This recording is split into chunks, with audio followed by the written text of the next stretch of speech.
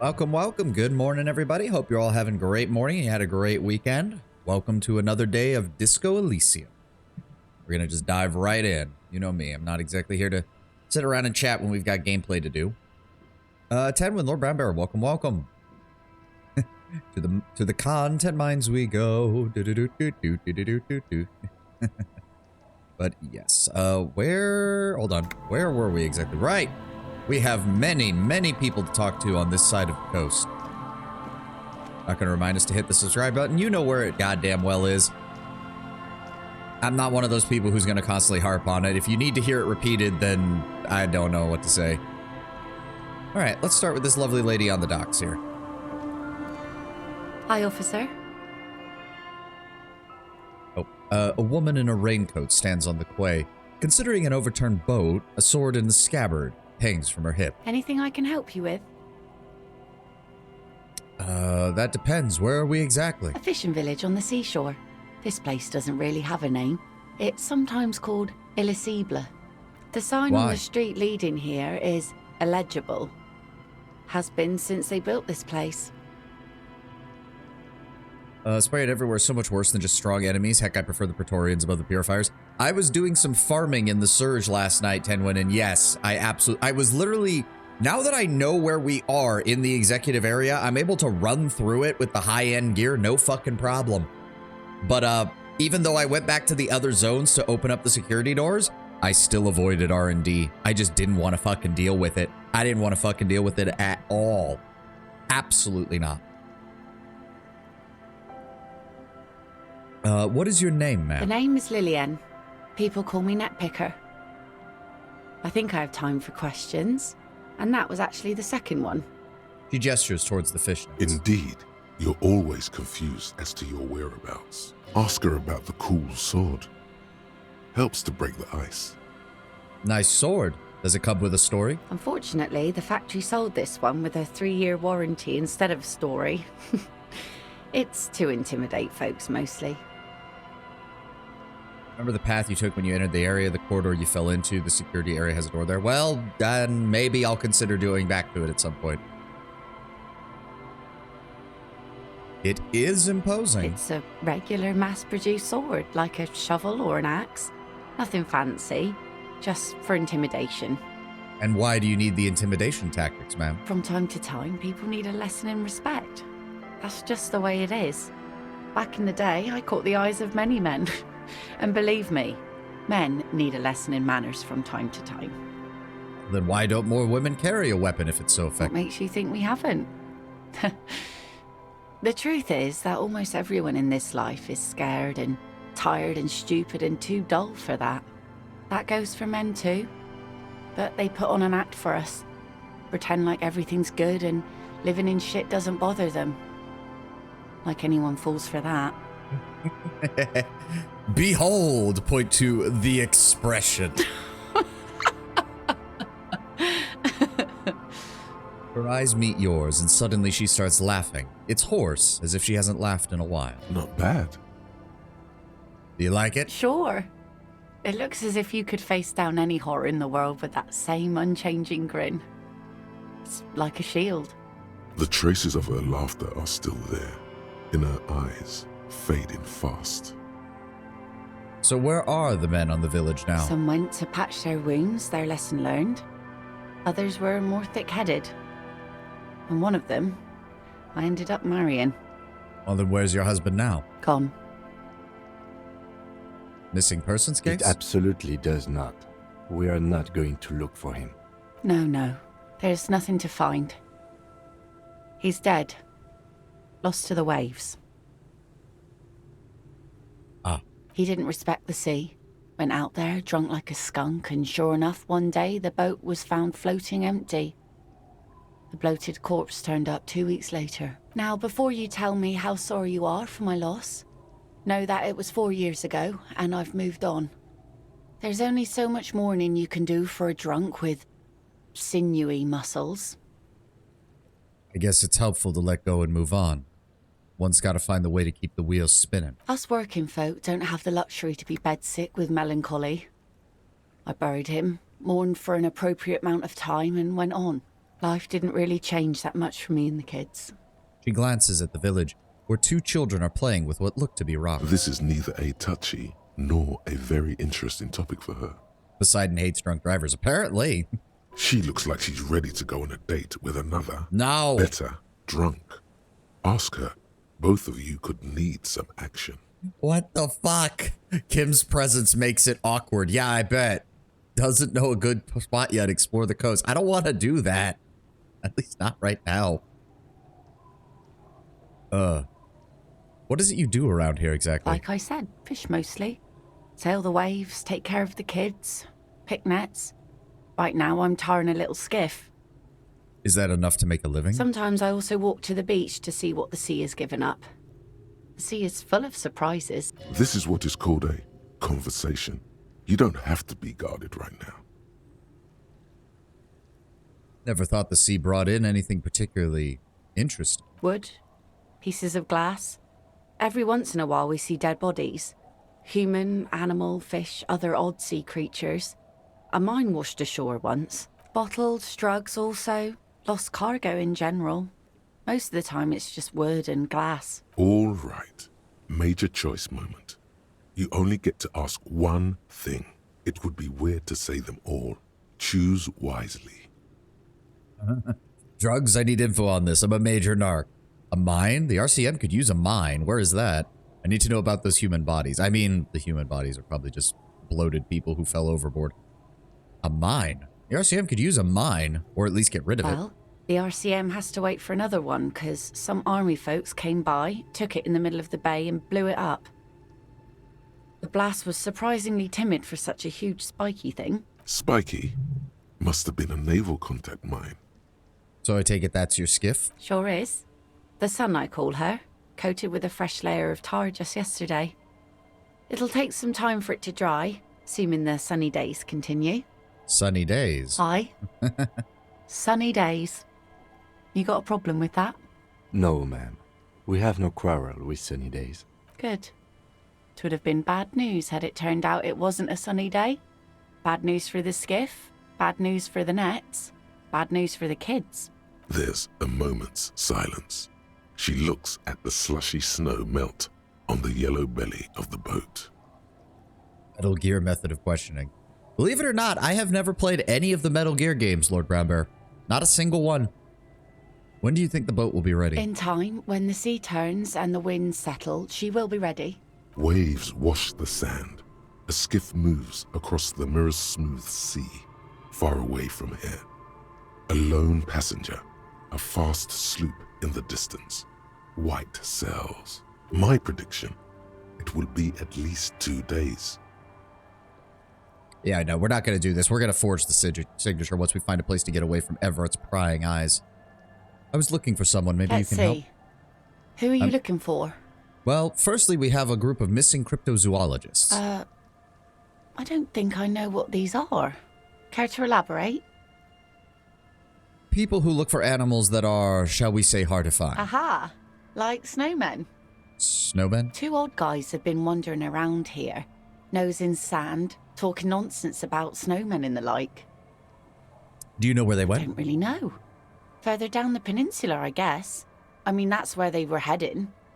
Who else are you looking for besides snowmen? There's also a working class husband who was reported missing. Yeah, I'm not really looking for that anymore. Not much into the middle class ones either. Could do with some landed gentry, but apparently they don't make those anymore. Well, not for me. I'm looking for him for his wife. Wish I could help you with that, but I haven't seen your working class husband. Well, Nope, how that's all. can I assist you then, officer? Nope. We're not going to ask her that. Nope. All right. Now, how about... Oh. Inside, you hear the cozy sound of a heater sputtering.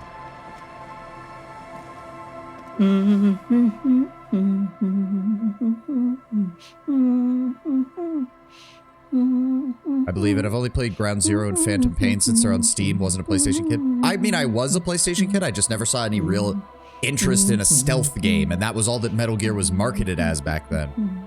Got the DLC, fully planning on doing the whole thing in the Iron Mouse suit. Let me know how that goes, 10-1. Welcome to the fishing village. Please lean in closer. I have cataracts. Then how does she know you're here? If you can't see, then how do you know I was I here? still have a golden ear. Come, come. She beckons you forward. Oh, welcome, police officer. We don't cause any trouble around here. And we don't want any trouble either. We are not here to cause any trouble, madame. What he said. We're cops. We're not causing trouble. We take care of trouble. Oh, of course. Last time we saw you around here was 12 years ago. You also came to take care of trouble then. Wish you did. But still, in Martinez, you're considered an ill omen. What kind of ill omen are we talking about, man? Oh, the usual. Dark tidings. Black Hound. And nowadays, MGS series is only known for the memes. Yeah, kind of.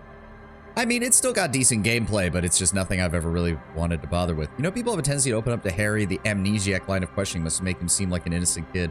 Yeah. That's you, all right. A black hound licking your own heels. I mean, that does certainly seem to play a part in it. It also tends to fuck up our checks later, like we nearly had with Claget over in the Whirling in Rags. Well, if I'm considered an ill omen, why hasn't anybody told me that? Maybe they are afraid. Of what? Because you're an ill omen. But you're still welcome here. As long as men with guns aren't chasing you. And maybe even then. Because that's the kind of fishing village we've built.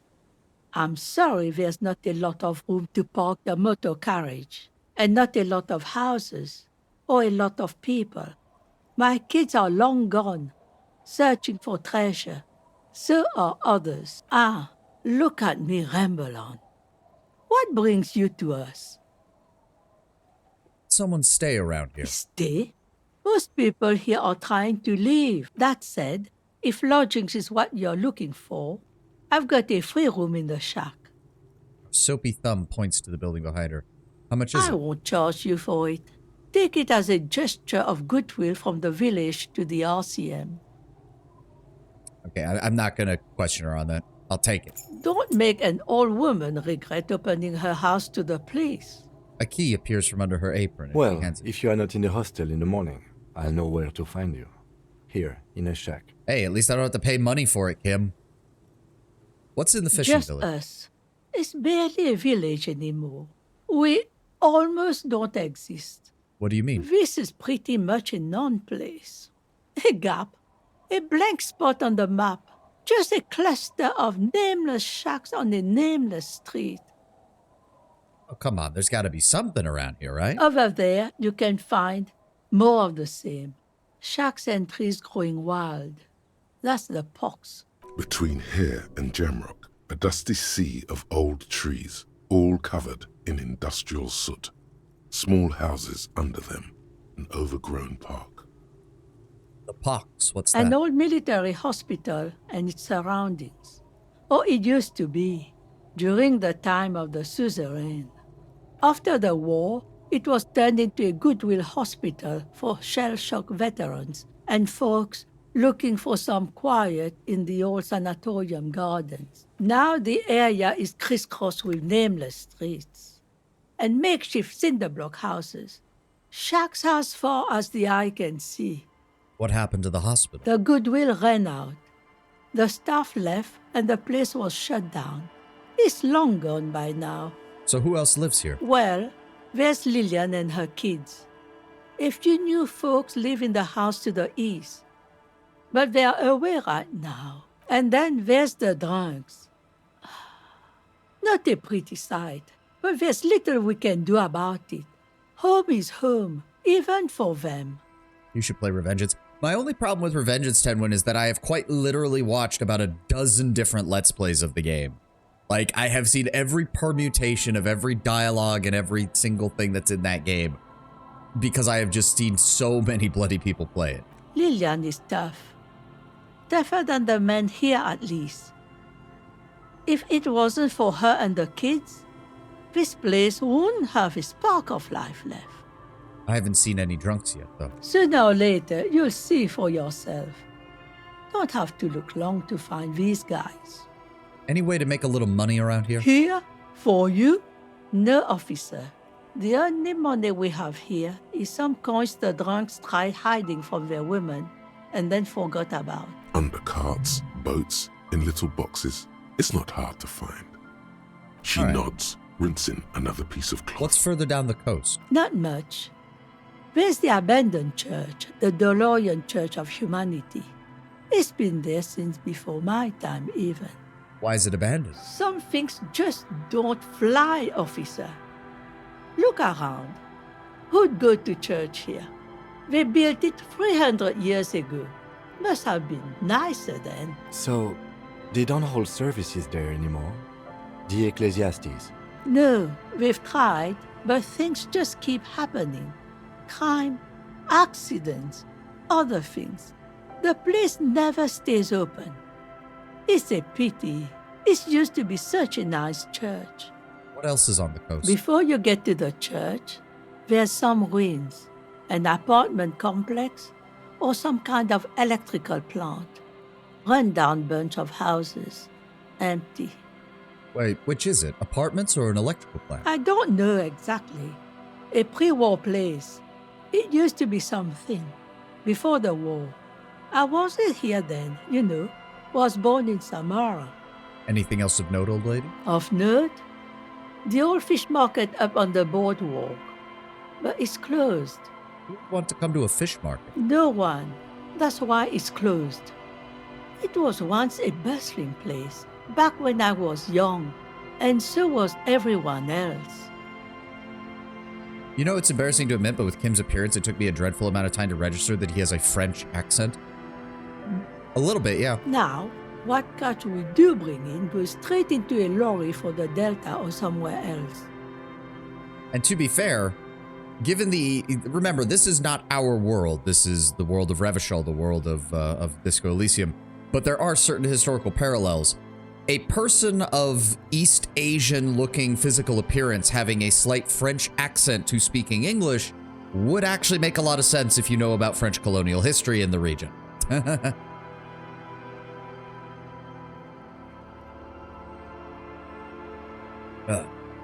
There's got to be more along the coast, though, right? What?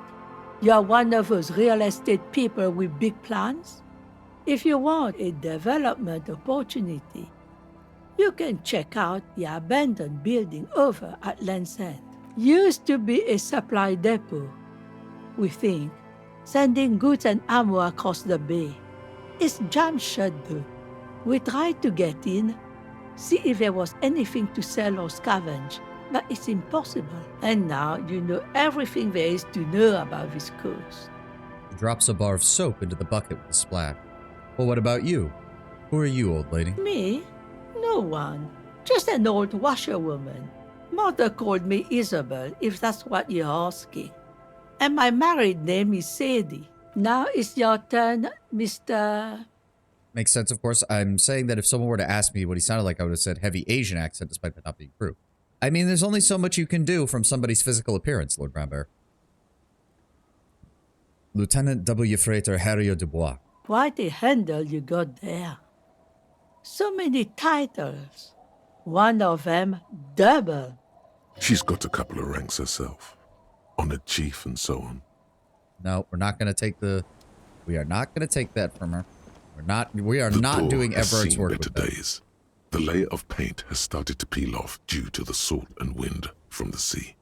Even the lock looks slightly rusted. I'll wait outside to give you some time and privacy to check out your new living arrangement. But just so you know, after we are done with the day, I'll still be staying in the Whirling in Rags for the night. We'll meet in front of the shack in the morning. The key turns with a satisfying click. Some stuff in here. Floorboards creak under your step. The intricate heat engine hums quietly, giving up pleasant warmth. Old science fiction magazines, books about birdwatching, and an almanac from A brisk 39. coastal wind still howls against the window of the shack. Occasionally, the waves crawl in under the foundation, producing a low hum. Would you have gotten here in the first day? No, because the water lock was broken. They only fix it on the morning of the third day. The room feels muffled, like you pulled your hat over your ears. Outside, it is cold and windy. but you're inside, and it feels safe and warm. What is this place to you? This looks better than your supposedly expensive room in the hostel. Do remember, Tenwin, that was after almost 4 days of us going on a drunken, drug-fueled bender and utterly wrecking the place. And the only reason Gart hasn't fixed it is because we're still there. My new hangout where I could silently sit, drink, and die while looking at the waves. My forward base of operations for the coastal part of this operation. It's free. That's good enough. I could live here. I guess this is my new home. I wonder where the old one went. Westward, across the canal, towers the whirling in rags. Door number 1 on the 2nd floor is locked. Behind it lies a trashed room. 1 floor below, behind a counter, stands an irritable man. In a small shack in the fishing village, a baroque heater hums quietly, emanating a sense of comforting warmth. A wash basin lies on the table, the water inside reflecting the somber face of the world. Far away, on the corner of Perdition and Main, a nondescript building, obscured in a haze. It's vacant and lost, just like its tenant. Thank you, strange sensation, for a fair assessment of my current situation. Outside, the howl of the wind has picked up. The waves crash against the stilts again. It's as if you think the thought, but in someone else's voice. Look under the floorboards.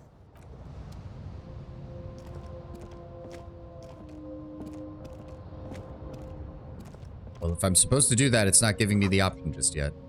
You see the waves, the sea, and the church. An old mirror hangs on the wall. You see the reflection of your face in it, adorned with... Can't do anything about that. What's this? On the table, you see a bowl of water, a rough soap, and next to it, a small hand mirror. A straight razor soaks inside the wash basin. Is shaving the right The call? water reflects back a vague image of your face. Nose bulbous and red, hair unkempt, wrinkles lining the eyes and forehead. The stash is gigantic. A fresh start looms ahead. Clean yourself up and be born anew. I don't think I want to do that just right yet. What's up here? Korojev jacket. What we got here? +1 to logic. The swanky checkered jacket flatters your form in a way that makes you feel the fun kind of serious. It's really nice. Roomy pockets, too. Ooh, nice.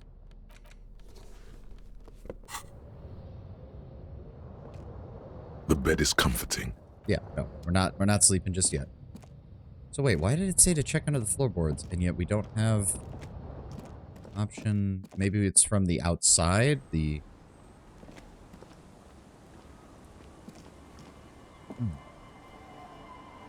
Weird.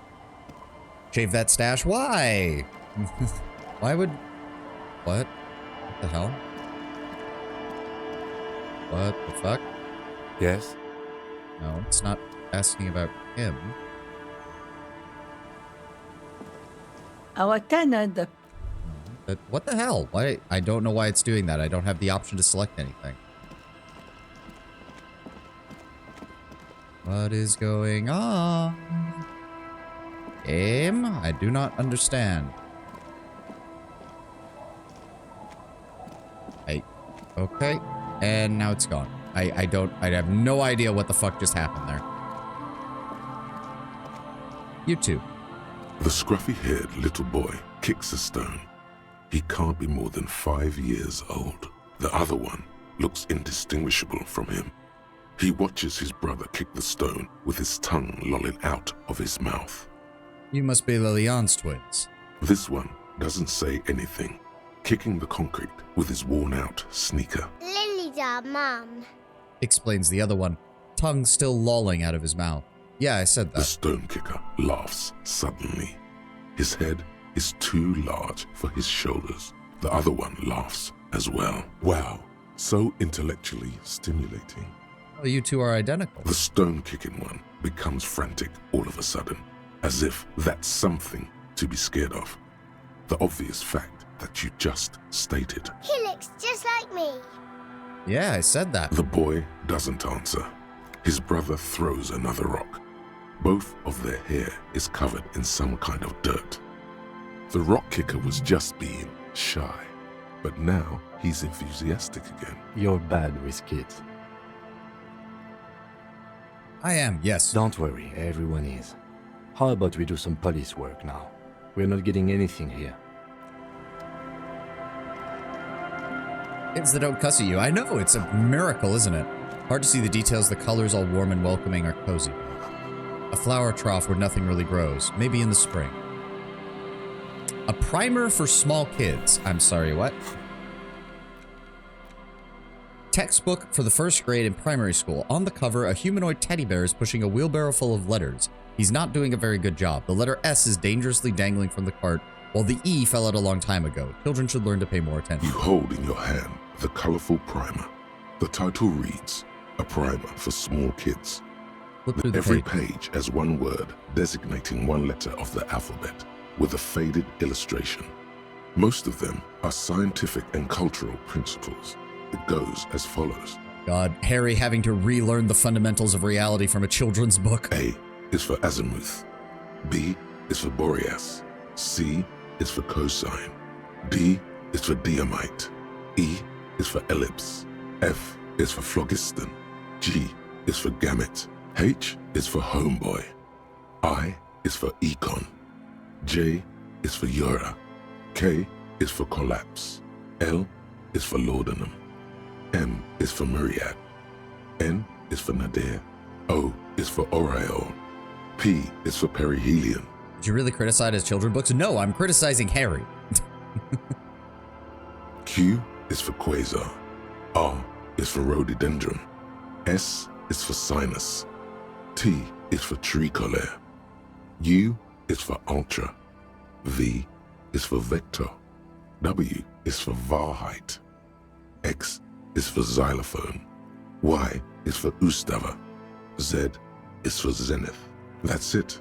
You know the alphabet now. I think I got this. Good. I also know the alphabet. It is a very useful skill to have, he thinks, for all sorts of life activities like reading and... This was exactly what I needed. This book will show you the score, get you oriented with those basic concepts you appear to be hazy on. The anthropomorphic bear will give you the lowdown of your life, the alphabet. I don't even think we got experience for that, but it's kind of hilarious imagining Harry having to deal with all of that. Industrial coal pellets burn with an orange glow. Hello, mister. A young girl, only 4 or 5 years old, sits on the sofa, looking at you with frank curiosity. Us anthropomorphic bears tend to be smarter than average. She clutches a small stuffed animal. Occasionally, she twirls it around. Are you Lily-Ann's? Yes, I am. Little Lily. You know my mom? We met earlier. That's nice. My mom is great. She's Are the never angry or anything. Are the twins outside your brothers? Yes. They don't want to play with me. They're older and play outside. They look the same. Sometimes I can't tell them apart. They look identical, right? I said the same They thing. look identical. She slowly processes the word, then snickers with laughter. What's that? Point at the stuffed bird hanging from It's the a ceiling. grouse. You might be able to get on Gart's good side if you replace the broken skewer you almost certainly broke. Would it be possible for me to have that? I know someone who really likes stuffed Sure, bird. just go and get it. I don't like it anyway. It looks angry. All right, you just need to grab it from the ceiling and And go. what's that thing you're holding? It's Lammy. He's my friend. Sort of. Like, She holds the fuzzy beast up to demonstrate. Lambie is a stuffed lamb that, admittedly, has seen better days. One of the eye buttons is missing, and the fur is tattered in several parts. Well, pleased to meet you, Lamb. Lammy usually doesn't like strangers. But you're also fuzzy, like Lammy. And I thought Lambie would be a bear. No. Bye! I mean, you can kind of see it does kind of look sheep-ish in where she's holding it. Yep. Stuffed, a ruffed grouse taxidermy. All right, we'll give that to Gart when we go back to the Whirling in Rags.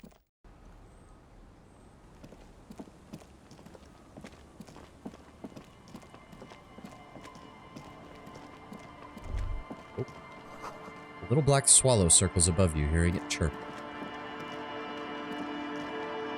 Okay, so we've got some kind of what's left of a dock on this side. No way to get over on that. Water runs from the west. The source is upstream, probably a broken pipe. The beams are splintered. This bridge didn't collapse on its own. Artillery broke it.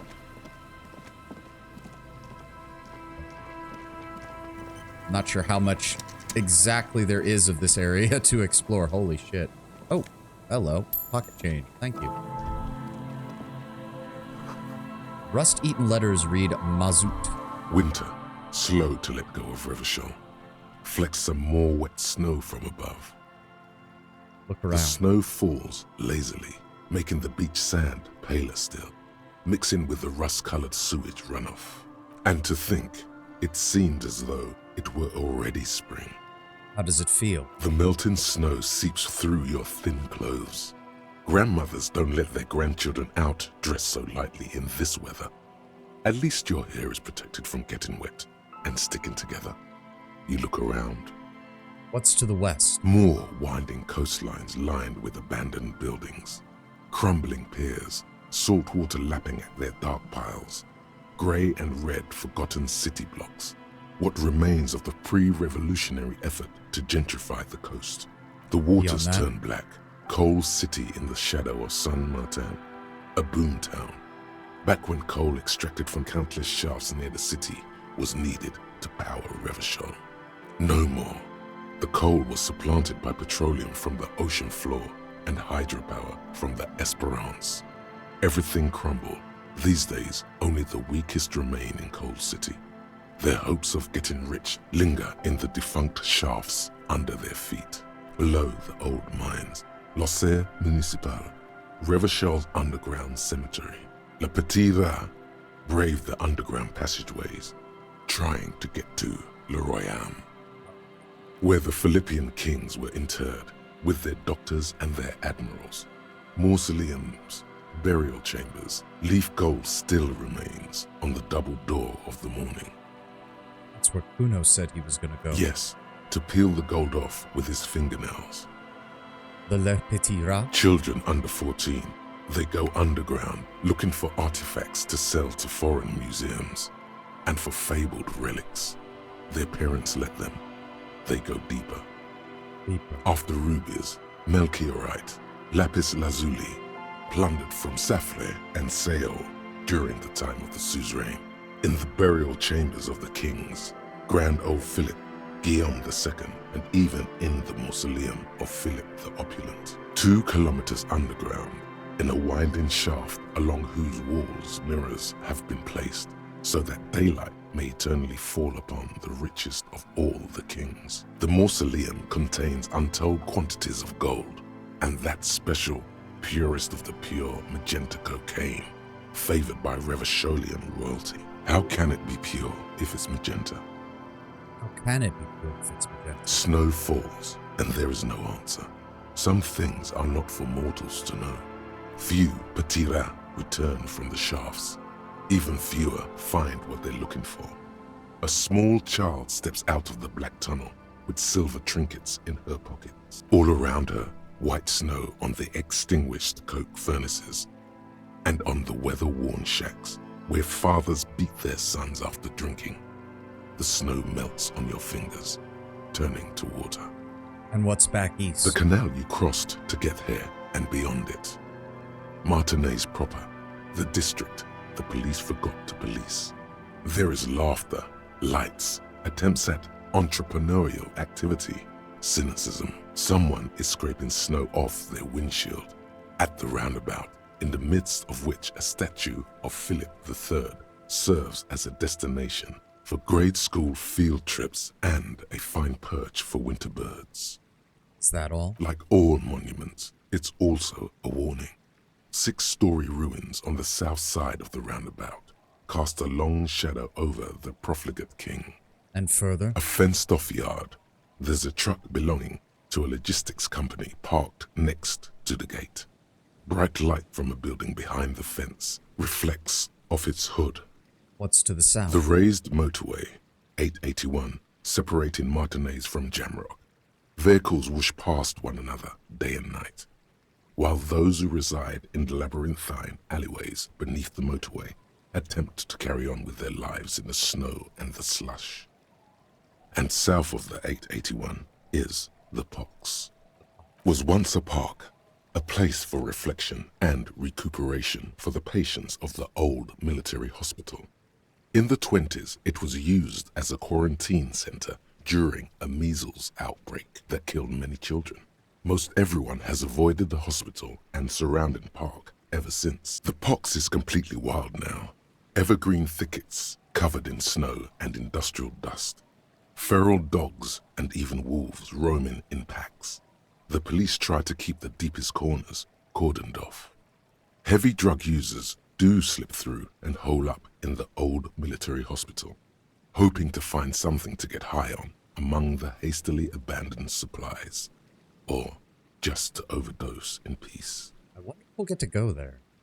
It sounds like something that would be maybe related to the case. I don't know. A line of motor garages with armored carapaces hunched in the cold. A mechanic is hard at work, patching up bullet holes in the side of a Capri 40. These are the garages of Precinct 41. Snow settles on the roof of the repurposed silk mill. It serves as your station. Shivering RCM personnel hurry in and out of the main entrance. Around you, the snow continues to fall. To the west, the ocean swells. Felt like a bit of home. I want The more. stairs descend to central Jamrock. A man named Cooklove has a snow-covered stall there in the market across the bridge. He sells kebab infested with fly larvae to your colleagues who believe eating it will make them immune to food poisoning. Snow falls on the utility district, the library, the florist, the Sarah Mauritian restaurant that offers homemade wine, and also on the brothels and drug dens and the chop shops of the Zemlyaki. All of this built around a lake that formed in a meteorite strike. At the center of this lake, there is a little ship.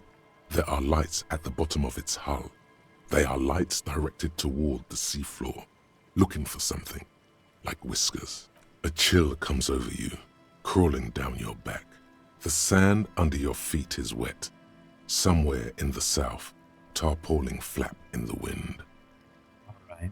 What's to the north then? The abandoned church, one of two remaining stave churches, which were collectively called Les Sept Sœurs.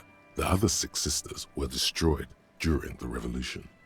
A serpentine strip of land weaving its way into the Martinez Inlet. Unfortunates on the run from the law, from themselves, sometimes hide out on nearby islets. Little dots in the ocean that are occasionally submerged when the tide is high and the weather foul. What's on the islets? The remains of a camp on a jagged piece of rock, a tent, old dishes and cutlery, long since abandoned. A hermit crab scuttles among the debris, looking for a new shell. Further out, the lights burn bright on Resurrection. Way beyond Martinez, a popular spa destination for ample-bodied Ozon kids with equally ample pockets. What's on the other side of the inlet? Then there's Ozon, but the snow falls too thick. You cannot see that far. Well, what about before that? Before the curtains are drawn? The Bay of Revachol. Vastness, great depth, over 1,200 meters at its deepest. Water air-brinier than here. It is crisscrossed by huge cargo ships bearing company logos. Wild pines, Zam, Maurien, and at the farthest reaches of the Bay of Revachol, the shadow of the coalition warship Archer, on perpetual patrol duty, ready to unleash artillery fire if you were to rise up against the market. You shudder. What's above me? More coalition aerostatics. Occasionally, lights flash as they maneuver through the falling snow. One large airship carries crates in its belly. And what's below me? Layer upon layer of sand, poisoned with industrial runoff. The storm drainage, hidden bunkers. Rats scuttle. Tell me a secret of the sand. Someone stuffed a big old polar anorak into a concrete pipe under the boardwalk. It would keep you warm. You would probably never happen across it, but who knows? Stomp your feet for warmth. Brush off We the should snow. keep moving. Who knows when the snow will let up?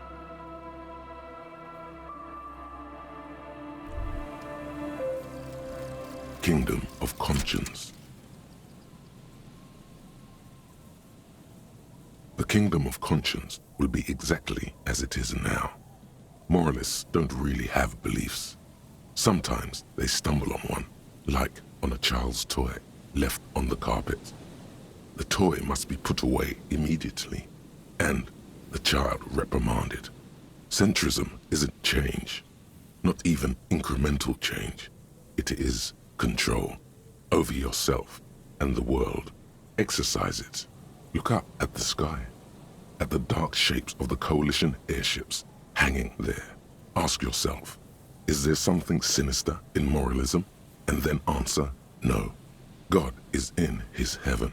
Everything is normal on earth. Dialogue options: heal +1 morale, learning cap for volition raised, learning cap for logic raised. Okay. Interesting. And we're still waiting on Caustic Echo, which has another hour to go. Rear tire of a motor carriage that is lost among the reeds.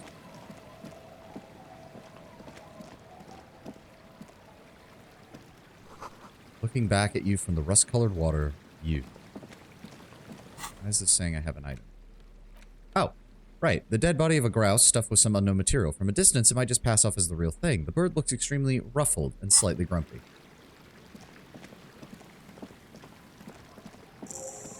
Oh. Quick travel unlocked. Oh. A kick drum pulse. There's music coming from somewhere on the ice. A school of fish huddle around the fence post, then scatter into the dark. Before you a drawbridge, it can only be lowered from the other side. Full of holes. Look inside. Okay. What have we got? Oh, alcohol. Well, we're not drinking that. Oh, all of these have holes. With a little bit of money inside all of them. Some magnesium. Some more money.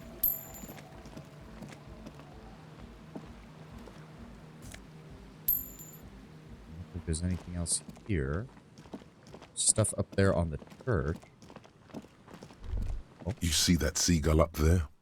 Remind you of anybody? Me? Exactly.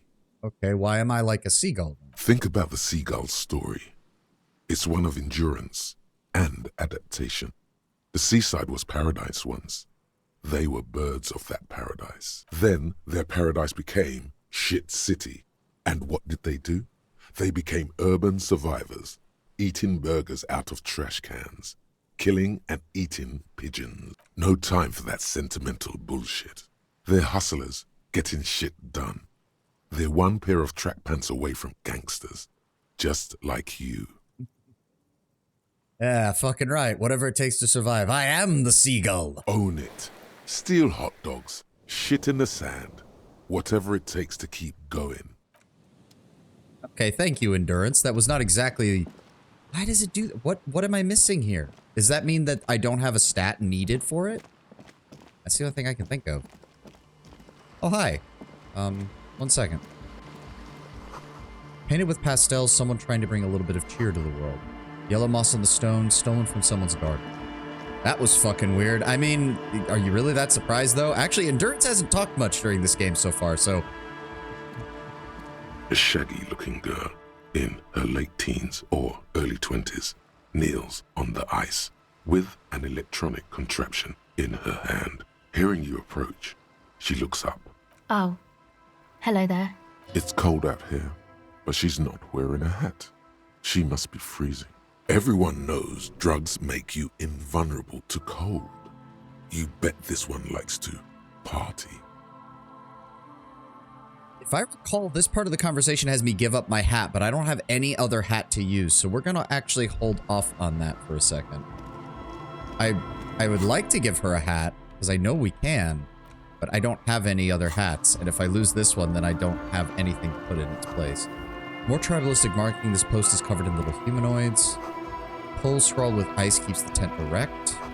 Crash from some kind of unending party. Let's get this. A pane of eternite has been planted into the snow. 2 poles are holding it up. Maybe, but you have drugs. We're trying to avoid using drugs, Lord Brownbear. Barely holding it up. It could fall over any minute. A stronger gust of wind might be enough. What is this? It looks like a makeshift bridge. Could be convenient. The pane falls into the icy snow with a soft thunk. Oh, that was nice and simple.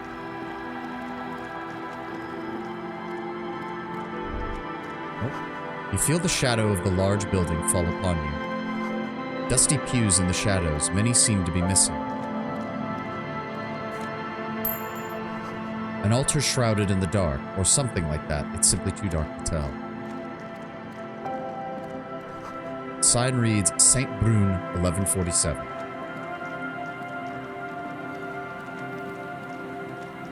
And this circles all the way out here? Yep.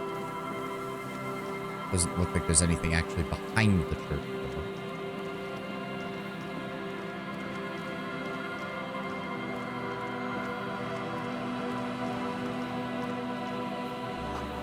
Dead phone, smashed receiver like someone hung up too hard. Oh, good. That was enough to get us another level up. Do I want to use any of these right now?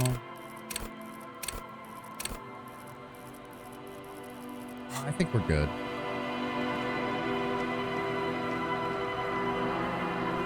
Someone must have worked hard to smash that plastic dome. A metal payphone under a yellow plastic dome. Don't need to be calling anyone right now, not that I can see. Buzz, hum, the electricity flows through the wires with audible power. Why is the music getting loud again? Good lord. There we go. Jesus. It's like some parts of the tracks just suddenly decide to spike the volume. Someone has left an unidentifiable article of clothing on this railing. It smells really bad. Take a It's closer look. streaked with dried seagull shit and tangled with pieces of seaweed. A dangling arm suggests that there might be a jacket beneath the crust of filth. It seems likely that it was left in the surf until someone laid it out on this fence to dry out. Unfortunately, that just seems to have stiffened it into a shapeless mass. Please tell me you're not taking that with you. Why not? It's a guano-encrusted jacket, and you're already carrying around enough as it is. Fine, Kim. Fine. What have we got here? Money and terror. Hey, more terror. Good. Well, can't go around that way. Vagrants have recently painted the tarp red. Water drips from it. Hey! Megabino's prescription glasses. +2 to encyclopedia. Discover your inner bino. -1 to perception. Nausea-inducing hell glasses. Whose idiotic idea were square and beige plastic frames anyway? Beige is a color that does not look good on anyone. Not to mention that seeing the world through these exceedingly thick lenses feels almost nauseating. What do we get? +1 to visual calculus from that one, or +1 for logic from the others. It is a +2 to a stat, though. We do have high perception already, so it's not like we'd be missing much. We got a 9 right now in perception. Yeah, you know what? We're going to put those on for right now. Give me those 2 additional points in encyclopedia. Coin-operated weighing machine hasn't been used for a decade.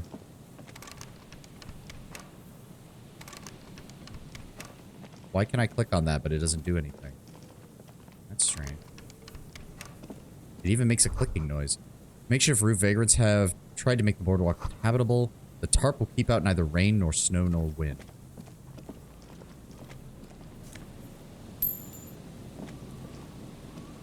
Looks like this is a collapsed section. Big wine canister. It's open and empty. The smell. It's awful and familiar. Hold on, that is awful. It doesn't help.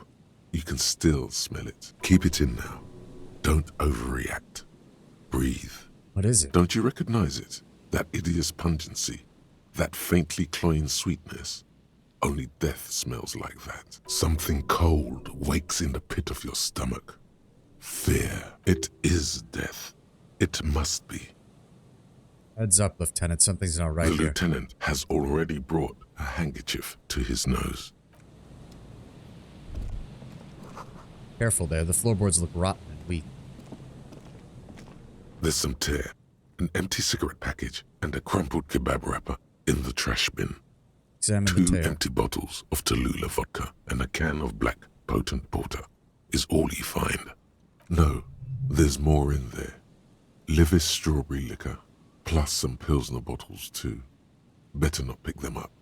They seem unhygienic. A tragedy. Examine the cigarette. Whoever tossed it here was a heavy smoker. The brand name reads Red Astra. Red Astra is the black market version of Astra cigarettes, known for their high tar content. Examine the wrapper. You see traces of mayonnaise and ketchup on it, as well as a tomato wedge. The wrapper reads Shish Kebab Revachol. It's no older than a day or two. No mold yet. It's hard to concentrate in the smell. The sea air brings some relief. I don't think it's A an animal, man Lord Brown lies Bear. on the boardwalk, his limbs bent and neck turned at an unnatural angle. Right next to him is an empty bottle of spirits. In his cramped hand, a chewing gum wrapper. Half of his body has slipped between the cracked boardwalk, starting with the right leg. The fall has left him broken, contorted like a sad puppet. The smell is not as bad as a 2-week-old corpse, but it's definitely heading there. Hold on. The lieutenant squats next to the corpse, examining the face. 2 bulging eyes stare back at him, void of any signs of life. Lividity is faintly pronounced. Whoever this is has been dead for 2 days. No longer. He stands We up need to and investigate. shivers as a gust of wind blows through his bomber jacket. Another dead body. This is your job. Steel yourself. Calm now. Carefully. Just another day. Just another dead body. Breathe. Study the man's clothes. He's wearing mud-caked boots, beige trousers, and an old brown leather jacket with a bright blue lining. There are traces of kebab sauce on his chest. The leather jacket suits him well. It must be custom-made. A cool leather jacket with a bolt of blue? Oh no. This sounds terribly familiar. Search his You pockets. find some sunflower seeds and a rain-soaked library card folded into 2. His jacket feels sodden and heavy under your hand. Good. We should take a look at that library card after this is done. Study the man The himself. man has fallen through a crack in the boardwalk and hit his head against the metal bench. Coagulated blood covers his black hair. One of his feet is still dangling through the hole. A bad fall. It might have been dark outside. This place is a minefield in the dark.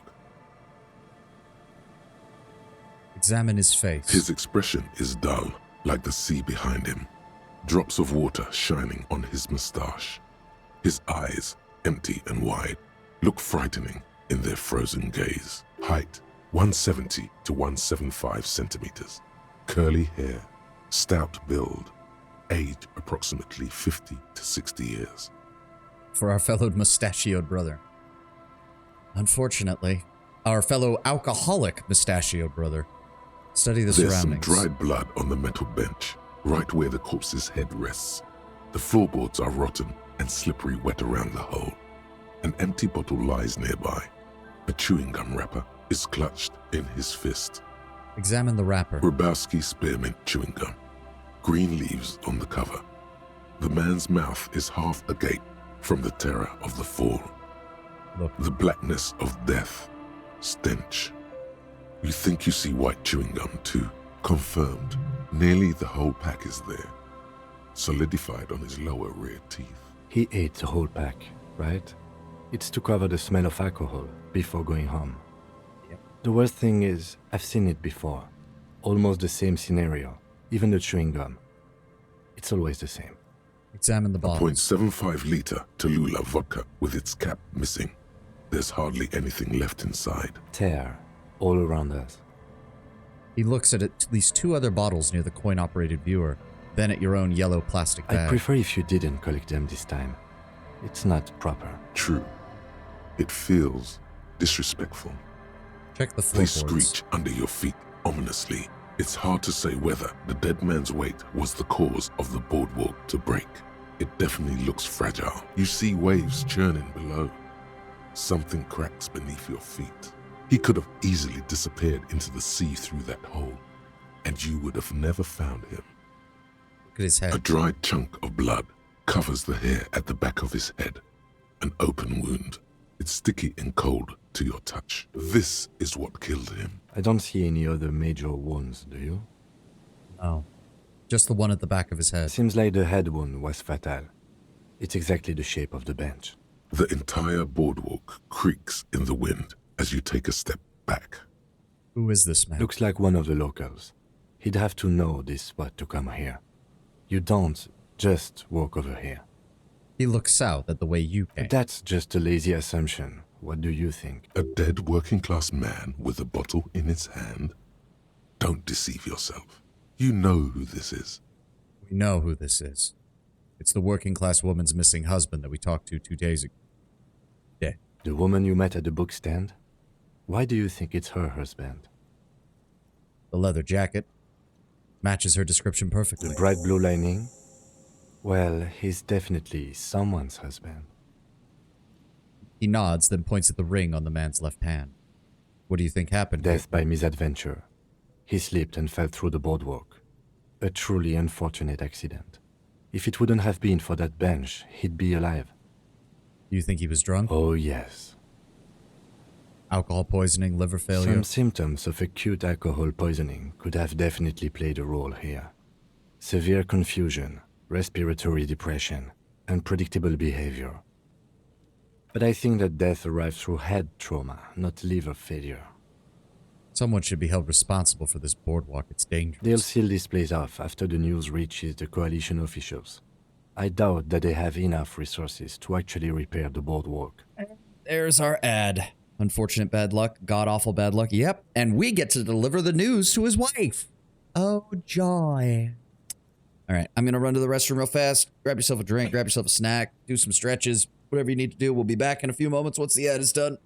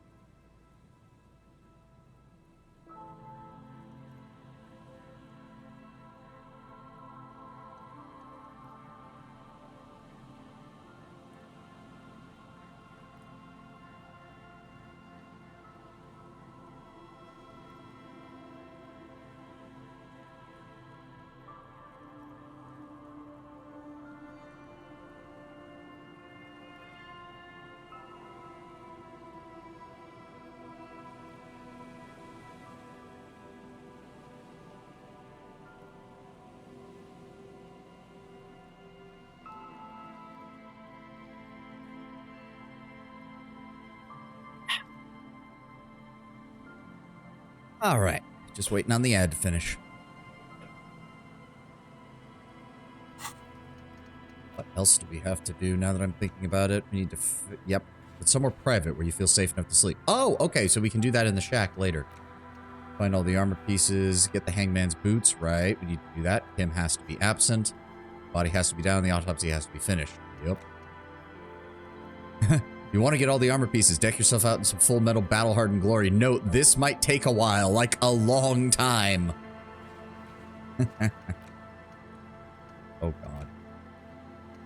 We need to work on that. Run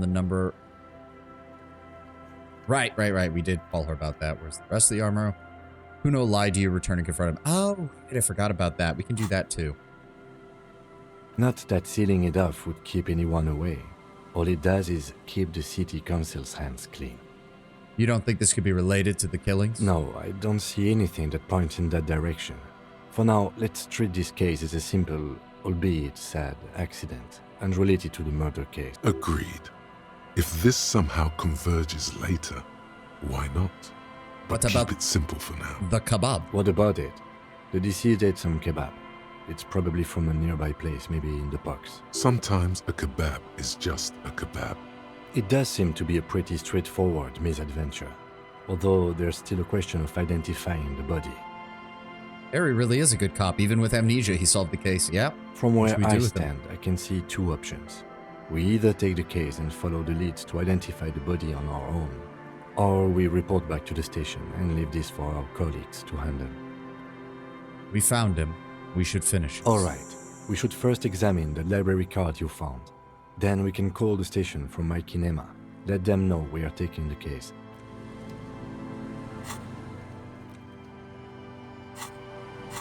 Examine The library card is folded into two and still slightly wet to the touch. The front side reads, Central Jamrock Public Library Card, issued to Billy Mejean, expires July 53. Billy is a unisex name. Could be the deceased or his family member. Whoever owns this card is an avid reader. You find a list of books written in blue pencil. Radio thriller. Stand a little less between me and the sun. The last one in the list is The Glinting Curve by M. Theobald. A library stamp indicates that the book has been returned. Most of these titles seem to be in the sci-fi genre.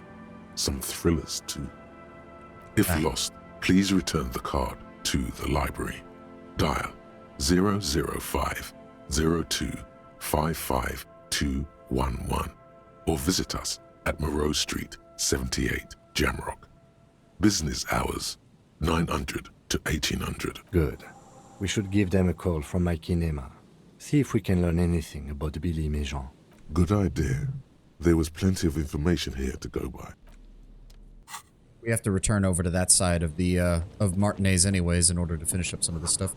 This coin-operated viewer has been out of order for years. With a bit less beautiful, it does have a very Final Destination vibe. Yep. Just dude walking along trying to chew some gum to cover up the alcohol in his breath, takes one wrong step. His foot goes through the floorboards, he spins as he's falling and cracks his head on the side. Final Destination is way more interesting when the deaths are all massive freak accidents, those 1 in a million events, not when you actually see death manipulating optics of the real. Oh, absolutely agreed. I'm not even the biggest fan of the series, and I agree on that. Moonshine probably tastes like salty fermentation. I don't remember if there's actually a way to... I thought there was... Guess not. It said fast travel, but I don't even see a way to do that, and I think it's only between major, like, locations. Acquire a copy of the city map. Oh. I suppose we should probably do that then. I imagine so. It's definitely more horror if fate says, no, goddamn it, you die now. Yeah, but they weren't exactly very... Well, I mean, their greatest horror case was back in the first one when it truly was a lot of accidents that just kind of made no sense. Alright, how do we get back? We need to get back to Martinez. Oh, nope. Okay, go around that way then. My bad.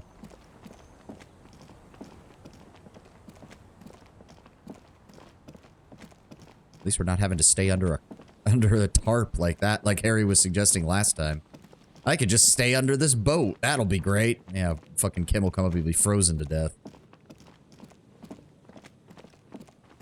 Where are you gonna find another hat? Maybe Sealang? We do have a bit of money and we're not gonna be spending any on rent, essentially. Actually, yeah, hold on. Let's stop at Sealang's real fast. What does he got?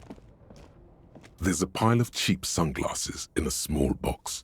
A variety of shapes and colors. You like sunglasses, officer? I've got the latest styles right here. The vendor takes a pair of sunglasses and sticks them under your nose. These are all boring. Boring third-rate ho-hum sunglasses made of cheap Syrahese plastic, the kind of plastic that melts in the sun. Those UV stickers are almost certainly just there for the show. If anything, these lenses probably direct more UV light into your pupils. A UV magnifier. These are all first-rate sunglasses. Premium design, superb material, very cool, UV resistant. These will definitely keep your eyes safe and cool while doing your dangerous police work. So why check? We can try again another time. No luck. Didn't think so. All you find is this lime-colored cellophane visor, produced by a bargain sportswear brand called Amphibian, apparently. There's a malformed green frog on its bent cap. Oh, that visor is perfect for you, officer. It'll definitely keep the sun out of your eyes while you're shooting criminals. Bang, bang! And all for a mere 6 real. Hey, at least it might actually offer some protection against the sun. Not like those cheap plastic shades. There's a massive fake out of a ceiling fan spinning on a roof but wobbling uncontrollably and then falling down but missing the target, just for her to walk out of the door seemingly safe when a random mower runs past, taking up a rock, shooting it out bullseye into her eye, killing her. The issue is that during the whole ceiling fan thing, you can actually see a can of hairspray that exploded during the fake out moving, like it stands on the table, but it's slowly scooting over to the right to be in position, and that really annoys me. If Death can just move things rather than manipulating fate, why can't Death just hover knives around and chuck them at people? It's going to be a poltergeist under a distant name anyway. Yeah, I mean, again, I'm not the biggest fan of the series to begin with, but yeah, the general implication I've always gotten is it truly does feel better when it's just truly random chance, or at least seemingly random chance, rather than Death as a metaphysical force moving around and essentially being a gremlin, let's be honest. Put the visor back. It? Sure, Square Joe. No problem. I Let's get you mean, some real shades. It is a hat, technically, and it is +1 to perception with no downsides. It just looks absolutely stupid. Hold on. Now that I think about it, though, I have... Hold on. I thought we had... There we go. Conceptualization +1, conceptualization +1. The shine on these Oh, we have to sunglasses actually... No, we have to actually have new points in it in order to do it. I should have done that to begin with. Well, I'm an idiot. We'll try another time then. What else does he have? There are clothes inside. Cheap second-hand clothes, smelling of strangers' body odors. The whole series is built on bomb-under-the-table concept of Alfred Hitchcock. The audience knows death will happen, but none of the characters do, so the build-up is so intense. I mean, yes, that should be what you're ideally going for. Don't be shy. These are premium class clothes. Good quality fabrics, best retro design. Save the economy with your style, officer. You find your hands deep in tattered and faded garments made from weird polyester blends that make your body itch and sweat in all the wrong places. The box smells like cat piss or like an old person with no money. Economical, but also trendy. Look first-hand, buy second-hand. Keep the economy moving. Find something worth salvaging in this pile of rags. Something cold grazes your hand. Synthetic and sleek. Hey, critical success windbreaker. too. Surf, it says, but also wind, summer, 100% waterproof, and sport. All in different typefaces. This jacket is the apex of human evolution. The moment at which man became weatherproof, practical, and yet it may deaden your senses to the world around you. Possibly because of the awful typeface. Good choice, officer. Mega sporty. And it's only $4.50 for you, sir. +1 composure, -1 to shivers. Can we see Find what your- else there's? The box Economical, but also trendy. Look, Nope, nothing else there. What's this? You see two lowly, defeated speakers, thralls, slaves basically, perched atop them like conquerors surveying the land. A pair of found, durable wear sneakers, Ultra Series. I can see you with taste for luxury, officer. Can't keep your eyes off those sneakers? A Inspect the pair sneakers. of found Ultras. The design is impossibly sleek and simple. A futuristic silhouette with a sleek monochrome colorway, a jet black upper and a silver-lined midsole. Those sneakers, mister. Those sneakers are the latest fallen sneakers. Super air, super fine, super cool. Only 50 real. Only? That's madness. +1 to reaction speed, +1 to hand-eye coordination, -1 to encyclopedia. They are good stats, but Jesus Christ, 50. These once respectable speakers have been conquered, reduced to a mere prop by the indomitable Faun Ultras. Atop them, a small heat emboss on the veneer reads, "Solidarity aid from the People's Republic of Samara." The speakers themselves don't seem to display any magical qualities. I suppose that does lend some credence to what the jackass over there was talking about him just breaking open a human ox transport, which is supposed to be providing relief supplies. No, don't and trying look to at sell the it. speakers, officer. Look at the sneakers. The sneakers are the stars here. Poor speakers. No, don't pity them, officer. These are old Samaran garbage. Don't even look at them. Check out these super cool, fun ultras instead. Samaran trash? That sounds like they're from the Samaran People's Republic, produced under the dictatorship of the proletariat. Well, we don't have the money for it anyways. And I guess that's everything he's got, unfortunately, so if we really need that other hat, we can get it. It just looks utterly fucking stupid. Inside, you see a set of steering levers, a radio microphone. This is Radio. 1657. How may I assist you? No, not that. I need you to connect me to the Jamrock Public Library. Hold on, officer. I've got Central Jamrock Public Library on the line, and I've already introduced you to the librarian. Connecting the call in 2, 1. Yes, this is Central Jamrock Public Library here. How can I help you, officer? I'm looking for any information you can provide on a Billy Magine, a reader. Billy Majon, you said. Majon, sorry. Give me a moment, I'll have to check our database. He puts down the receiver. On Moreau Drive in central Jamrock, in a darkened hall lit by orange desk lamps far away from the noise outside, a middle-aged man taps commands into an old radio computer. A printout falls on the desk. Behind him, a lonely reader scours some dusty bookshelves, looking for a paperback. Yes, hello, are you still there? I found Billy Majon's home address, is that alright? No phone number, unfortunately. They're too poor to have a phone line. Billie Jean was not my lover, indeed. Yes, home address is fine. Here we go, sir. Rue de Saint-Ghislain, 33B, apartment number 20. It's in Martinez, I believe. Capeside Apartments, it says. That's all. That's where the smoker on the balcony lives, isn't it? Do you have any other information on Billy Majon? It says here that they returned their last book just a few days ago, but I wasn't at work that day. Do you know someone who was? Marie? Marie? Do you remember a reader named Billy Majon? They returned a Tybalt book the other day. You hear someone else answer from afar. Maurice, what? A woman yells. Then, yes, okay, if it was the police. He She starts starts explaining something. Yes, it was my colleague Marie. She said that it was Billy's husband who returned the book. He also asked for this new sci-fi release, Lowe's Radio City 87, but we don't have it yet. Good. You have a name now. Do you know the husband's name by any chance? Sorry, no. Marie only knows him by sight. Could she give a description of what the man looked like? Marie! She said it was an older man, and that she's pretty sure he'd had a drink or two the last time she saw him.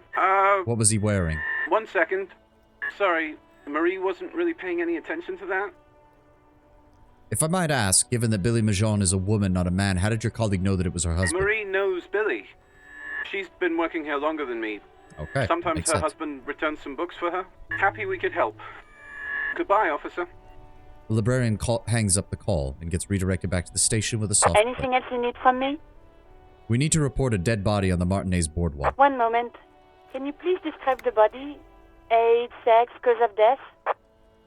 An as-yet unidentified middle-aged man, height 170 to 175 centimeters, dark hair, medium build. Looks like he slipped and fell through a hole in the boardwalk, cracking his head against a metal bench. We suspect he might have been inebriated when he fell. There were bottles all around him, and traces of vomit on his shirt. Any signs of violence? It seems as if it was an accident. No field autopsy necessary. You can hear her quickly typing in the background. What about his belongings? Did you examine his clothes? Wearing boots, trousers, and an old leather jacket with a bright blue lining. We found the library card from his pockets. Any information on the library card? Central Jamrock Library belonging to someone named Billy Majan. Good. You have a lead. Do you and Lieutenant Kitsuragi want to take the case, or should I assign it to someone else? We're taking it. I have assigned the case to Lieutenant Kim Kitsuragi. Please follow up on this library lead to identify the man. We'll send someone to take the body to the morgue. That's all for now. Thank you for reporting in. Is there anything else I can do for you? We have to wait till tomorrow to find out about the armored boots, so that's everything. In the cabin, you see. There we go. So that means she's staying in the same apartment complex that our friend was as well. While we're here, let's go ahead and drop off this stuffed animal with Gart. Can I help you? Found a new bird for the whirling. What is this thing? The man takes the stuffed bird. No biggie, just thought it would look nice on the wall. I'm that kind of cop. What, the interior decorating kind? You know, I'm sorry. This is actually a nice bird. A competent piece of taxidermy. I can fix it to the plaque and have a new bird in the establishment, I guess? So, I don't know. Thank you. This was mostly about the fucking cardio. Massive cardio here. You'll live till 90. Or you get a heart attack from running. I feel good about our work here today. It's all about the little things, like bringing people random stuffed animals.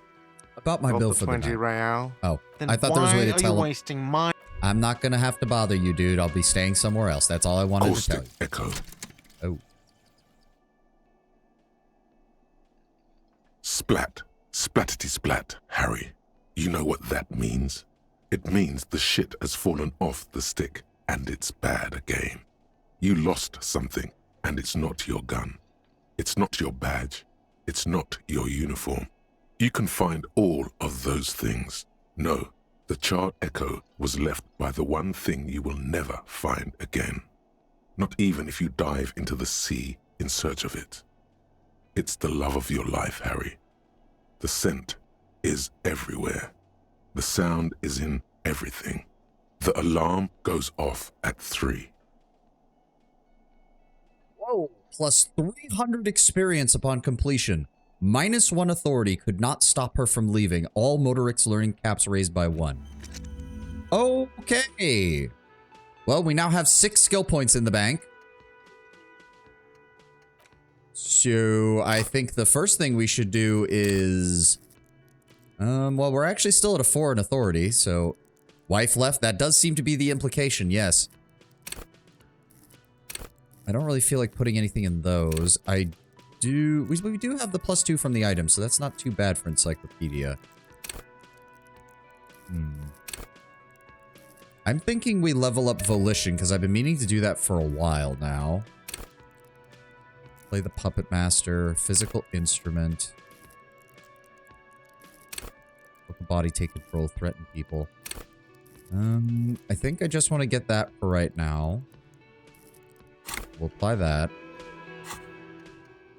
And then Ace is high, I think, for Kim, because we want to have a good relationship with Kim. Curious World, no. I wasn't impressed by any of the rest of these either. Yeah, we'll unlock one, and we'll go for Ace is high. Alright.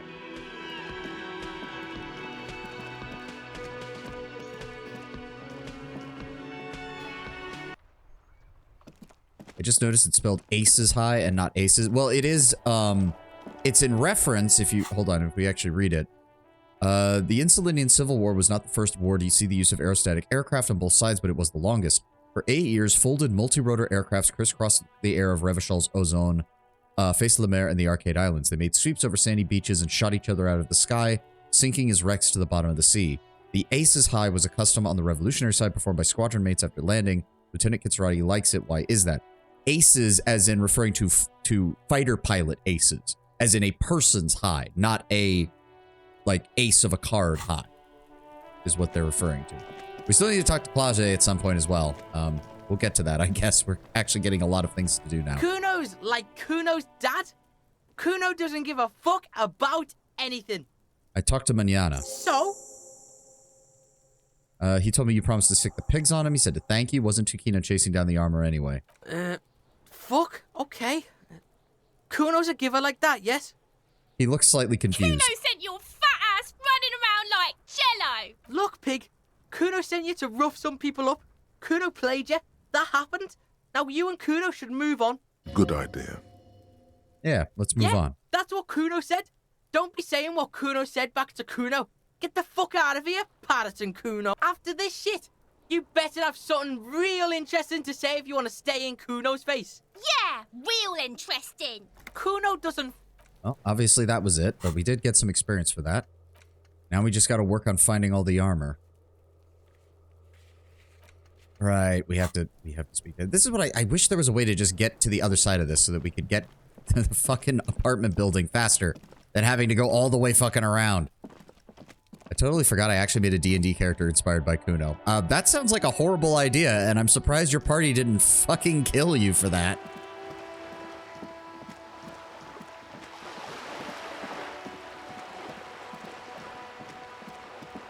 He was an NPC. Oh, okay. You should lead with that. There's a difference between making an NPC and making a character. An NPC is fine. A character based on Kuno would be fucking insane. There we go. It's this one, isn't it? A weathered brown door. The number reads 20. Oh boy. Something smells good. Soup along yo. The lieutenant motions to you to go ahead and knock. This is the door. You already know it's the right door. This is going to be so hard. Hold on, Kim. Before we do this, what should we expect? You're right. Let's talk this through. He looks at the apartment door, lowering his voice a bit. He was an Irish-accented halfling fighter who used a sling staff. Spoke in the third person. His name was Vino. Vino de Slinga. Oh, God. You hear light footsteps passing by the door and some folk music playing. I mean, there's only two outcomes to that kind of character, Lord Bradbear. Either the party loved him and even though he hated them, or they despised him and they got him killed. We have our first preliminary identification. In all likelihood, the deceased is the husband of Billy Méjean.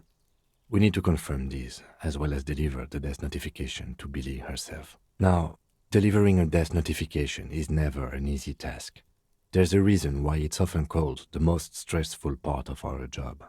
This is why it's usually done in pairs.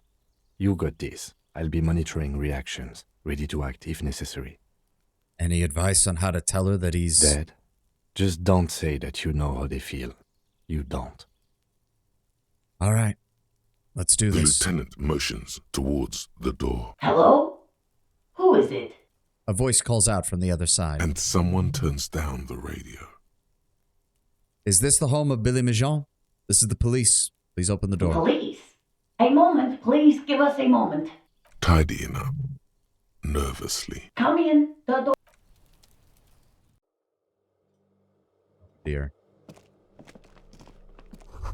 Empty pack of red Astra cigarettes under the bed. The same brand of cigarettes you found in the trash next to the deceased. Windows covered in newspaper clippings. They can't afford curtains. Package of humanitarian aid macaronis.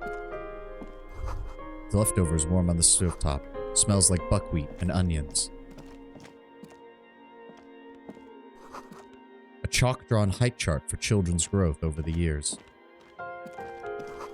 Posters of contemporary pop stars on the walls. Clock ticking away with an odd cheerfulness. The ticking makes you anxious. Rings hollow in the room. A textbook for high school, mathematics and trigonometry mostly. It's you from the bookstand. Did you come to bring my cockatoo back?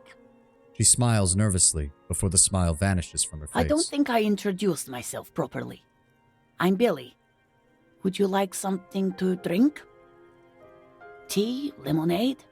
We're out of coffee. The lieutenant has taken off his foggy glasses and is busy cleaning them in his handkerchief for now. You're on your own here.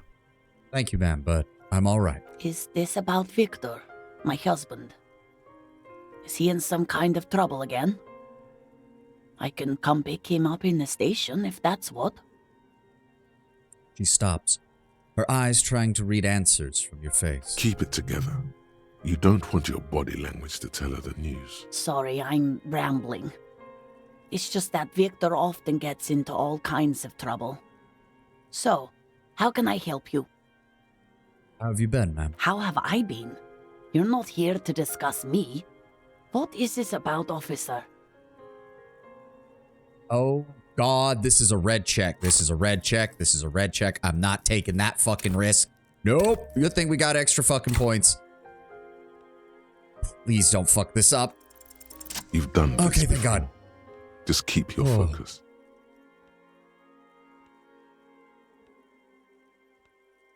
Ma'am, I'm sorry to say, but your husband, Victor Majon, was found dead on the Martinez boardwalk. What did you say?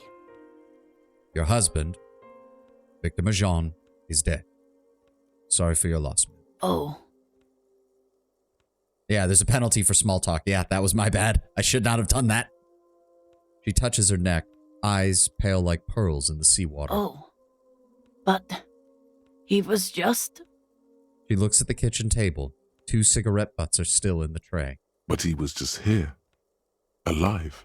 We understand this comes as a huge shock. I want you to know that me and my partner are here for you if you have any questions. Take your time, ma'am. What happened to him? From all preliminary investigation, it was an accident. He fell through a hole in the boardwalk and smacked his head against a bench. Was he drunk? Alcohol may have played a role, yes. I see. And you just found him there, lying in the cold. How long had he been there? If you say 2 days maybe, it will be etched in her mind forever. It couldn't have been long, ma'am. She blinks, eyes welling up with tears, as her hand starts searching for something from the pockets of her dress. The handkerchief. No words. Just give her the handkerchief for the lieutenant. A small, terrified smile quivers on her face as she takes the handkerchief and wipes away the tears. She looks disoriented. Is there anyone we could call for you? A friend, a family member, someone who could be here for you? No. I just need to tell my girls. The air sucks itself out of her lungs suddenly. God. Should I call them? Should I tell them to come home? No. A day. Take a day to recover, ma'am. You'll be better prepared if they have to come home tomorrow. Good. That's probably the right thing. Thank you. She nods, but it's with a wretched expression. Just tell me, what do I need to do next? Where is he? Can I see him? We've taken him to the city morgue. The local coroner will be contacting you shortly to arrange the funeral. Here's his number in case you want to contact him earlier.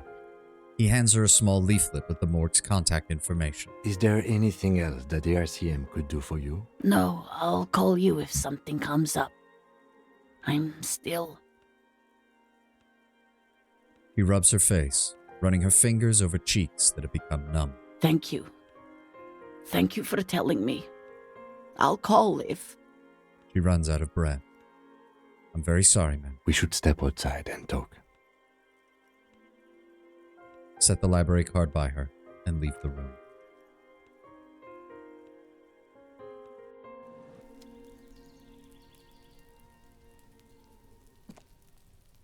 You did well. I wish I could have done more. You did enough. He pauses, rubbing his hands together to generate some heat. Can save the whole world, you know. What now? I'll call the station when we're finished with the day and let them know the name of the deceased. What about Billy and her kids? They'll manage. They have to. It's not your place to live their lives. And that's it. We should get back to our case now that our duty here is done. Right. Let's go. And the case of the missing husband has been solved. Unfortunately. Okay, now let's try to find something else to do that isn't going to leave me absolutely broken on an emotional level. Murder weapon, Morel the cryptozoologist, which we have to find, trick on the gun, sing karaoke, explore the whirling secret passage. Made the call reporting the crime. I guess while we're here, let's go have a talk with Claget. The Union boys would have never found the guy. Well, remember, the area across the docks is not considered part of Martinez for the most part, so it's no surprise that the Hardy boys wouldn't even go over there.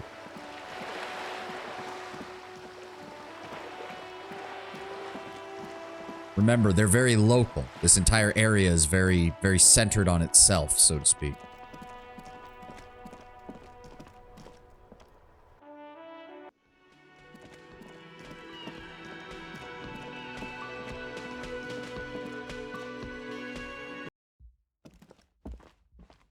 Was it this one? Yes, it was this one. The door is closed. Who is it? A woman's voice answers, muffled by the door. This is the police. Can we come in? Come on up. The door is open. I'm drying my hair. That old lady said cops hadn't been down there in almost 12 years. He could have been there for a week or more if you hadn't been nearby. Yep. Sounds like it's coming from upstairs somewhere. You could snoop around before going up.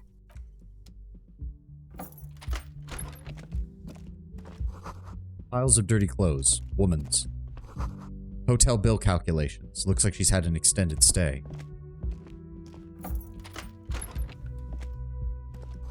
You see the yard below. The corpse is no longer there. This medicine cabinet is full of wares. Sheets of pills, haphazardly stacked, one on top of the other. There's also a toothbrush somewhere in there. Look at the toothbrush. It's been used quite a lot, but not for scrubbing blood off towels. Or anything else interesting, it seems. It's clean of chemical odors, too. Just some dried toothpaste on the handle. Look at the medication. Pharmaceuticals line the shelves. Sheet upon sheet of pill bottle next to pill bottle. Acetylic acid, APAP, eye drops, blood thinners. Hey, look, it's a bot. Get the fuck out of here, bot. Thank you for your interaction, but goodbye. Get the hell out of my chat. That's quite the collection she has in here. Anything of note? Search the Pill bottles. bottles rattle like bones as you search the cabinet. Paracetamol, histoperidol, something in a foreign language you can't read. Behind them, an unusually shaped nasal spray. Its label reads, Nacra. Nacra? This is used to treat opioid overdoses. Always handy to have around. Nacra, opioid antagonist. Interesting. That's used for diamorphine overdoses. The lieutenant nods, then looks at the door. You could say he's on the lookout. Look at the pill Among sheets. some foreign, probably Messinian or Gottwaldian, marked red blister packs you find. What do you find? This is going to take a little know-how. Oh god, is it time for electrochemistry to actually help with the investigation rather than hinder it? A bright orange There we bottle go. with Preptide stamped on it. In sunny, happy letters. Jackpot, baby. That's the stuff you're looking for. Your palms begin to sweat just holding that little plastic container. Lieutenant, I see a brand called Preptide. Preptide, a euphemism for pharmaceutical amphetamine. Prescription speed. The fuck are you waiting for? Let's get super fucking preppy. What's so exciting about an orange It's bottle? speed, man. Just what you were looking for. They call it dextroamphetamine and talk about psychological disorders. But what we're seeing here is some scientifically advanced trucker speed. Close the cabinet. Nope, we're going clean. No drugs, no alcohol. Bed has been hastily made. This window is pristine on the inside, unlike the one next to it. Light from the desk lamp reflects off the glass in an untarnished golden halo. So she has a bottle of Adderall. Given the time period and given the implications that have been made, probably closer to what the German Wehrmacht had during World War II that they would issue to their soldiers. I imagine it was something a little closer to that than just to Adderall. Run your finger across the surface of the glass. Smooth as ice. There are spots of mud and rain on the outside, even smudges. But the surface of the window is clear from the inside. No chips, no hairline fractures. Following your lead, the lieutenant leans in closer to inspect the surface. This window was recently replaced. Looks like it, yes. Interesting. Smell of cigarette smoke in the air. Astra menthol. Cold coffee and an ashtray that looks like a hedgehog. Handful of dried white wildflowers. Just as you look at the flowers, a gust of wind raises them from the roof, picking them up in the air. You catch a single white flower between your fingers. The rest fly off into the wind. It's a Maybell. The young woman looks at the Maybell in your hand. Just a glance, then takes a drag of her cigarette. The lieutenant gives you an acknowledging little nod. This is a wildflower you caught, one of a bouquet of muguets that you found on the whirling's roof. It's shedding its petals quickly in your pocket. 6 crumbling petals rest on your palm. They're white, a bell-shaped crown. What is this, This Kim? is the Insulindian lily, called Maybells or Lucille's tears during the Revolution.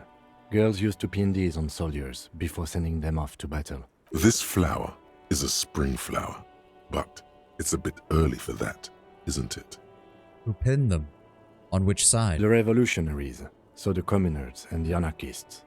White's their color, but the custom started in the suzerain's army, so it held meaning for the kingsmen too. It's about girls and boys more than sides. Girls sending off boys who are going to their deaths, then also dying themselves in the ruins from dysentery and consumption. It's a symbol of the Civil War. Flower blooms in early spring, right? Yes, but not this early, not to my knowledge. It looks dried, preserved. She's just watching you and the lieutenant talk about flowers. Yep. It's an interrogation tactic, Lord Brown Bear. We're throwing her off. It's a coincidence, it being on the roof. Maybe. Maybe not. We'll see. Very well. The petals feel dry and fragile in your hand. Water flows under the channel bridge. Dark water. You rub your sides for warmth, but there is none. Inland, above the Martinez distributary, the channel that brought wastewater from the silk mills of Jamrock, and then dead bodies during the war. The wrinkled fingers of an old man crush flower petals, then sprinkle them in the stream like white salt. Wait, have you noticed there's a war veteran playing a ball game on the plaza? You should ask him about the flowers. Oh, so he gave us some more dialogue for Renee. Interesting. All right, Clage, we need to talk. It's been a while. Welcome to the roof. The young woman has a cigarette in one hand and a cup of coffee in the other. Her hair is still slick from the shower. Below her silvery jumpsuit, an athletic young body, built long and lean. I'm sorry for the mess down there. The cleaning lady hasn't come by in days. I'm beginning to wonder if she ever will. Nice view you've got up here. It's much nicer now. Her eyes wandered north, toward the yard. Where the dead body used to hang, clearly visible from the roof, but no longer. Thank you for that, officers. Truly. There is something in her light brown eyes, a sadness, when she thinks about the death of that man. And yet she was the one who was supposed to have been attacked by him. You mentioned a cleaning lady. I think I need one. Oh, yes. Legends of room number 1 have made their way around the building. They say a portal to hell has opened in there. No, I just trashed the place. I know. That's probably also why the cleaning lady quit. I'm Kim Kitsuragi. I'm a detective from Precinct 57. I believe you have already met my colleague from Precinct 41. Have I ever? This man has an unforgettable way with words. I'd like to withdraw the comment I made earlier. Given the situation we find ourselves in now, it's out of place. And what is that situation? Miss, we are investigating the murder of the man down there. The people who put him there have asked us to talk to you. Huh. I see.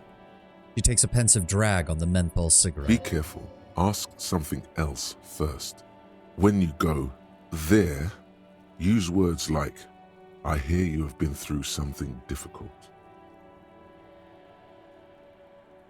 What's your name, miss, for the record? Clausier Amondou. And where are you from? Vredefort, Republic of Oranje. Wasn't the tattoo on the hanged man an Oranese map of the waterways? The thought begins to form in your head, then dissipates. Something for later. Oranje? A bad memory, officer. Bad memory of what? Of lilacs and lightning. Parks, glass, duraluminium. Vredefort is a conference city. It's always autumn there. And night, At least it was for me. What's so bad about that? Nothing. If you're no longer there. And how old are you? I'm 28. She takes a drag. And what do you do for a living, miss? What's your specialization? Something stupid. Oranese lit. What's that? Oranese lit? Oranese literature. It's what I studied at the university. She raises both eyebrows. Okay, but what is Oranese literature about? Fear of failure, fear of death, how it sucks to be Oranese. All national literatures are.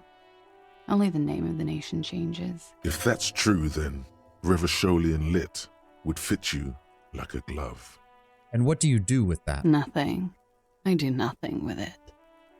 Then how do you make a living from it? Money is very important. Cool.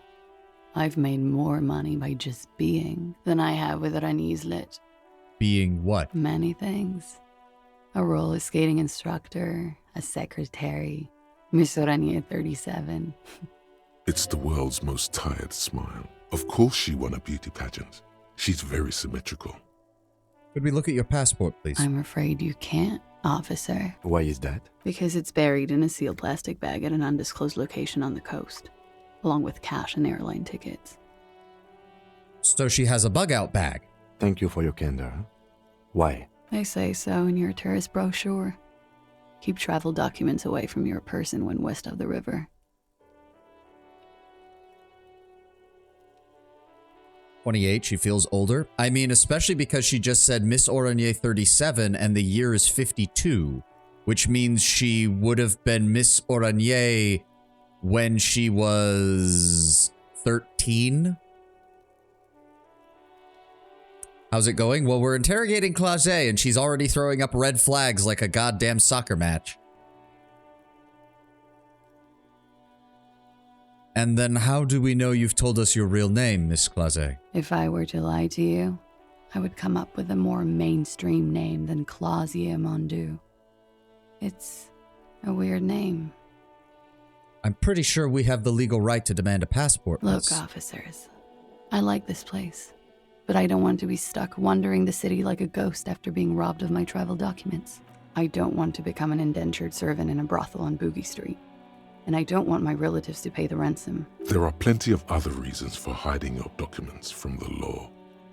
That's not why you hid it, though. It's also why I hid it. Why, yes. He's suddenly very attentive. I'm an unpopular girl. There are people back home who don't like me. If they show up, I'm in a hurry. The kind of hurry where you can't afford to not find your documents. But don't worry.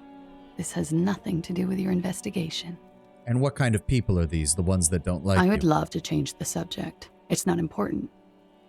Unless I'm some kind of suspect. She arches an eyebrow. Didn't she say you would have to interrogate her before? And that she didn't do it? What was up with that?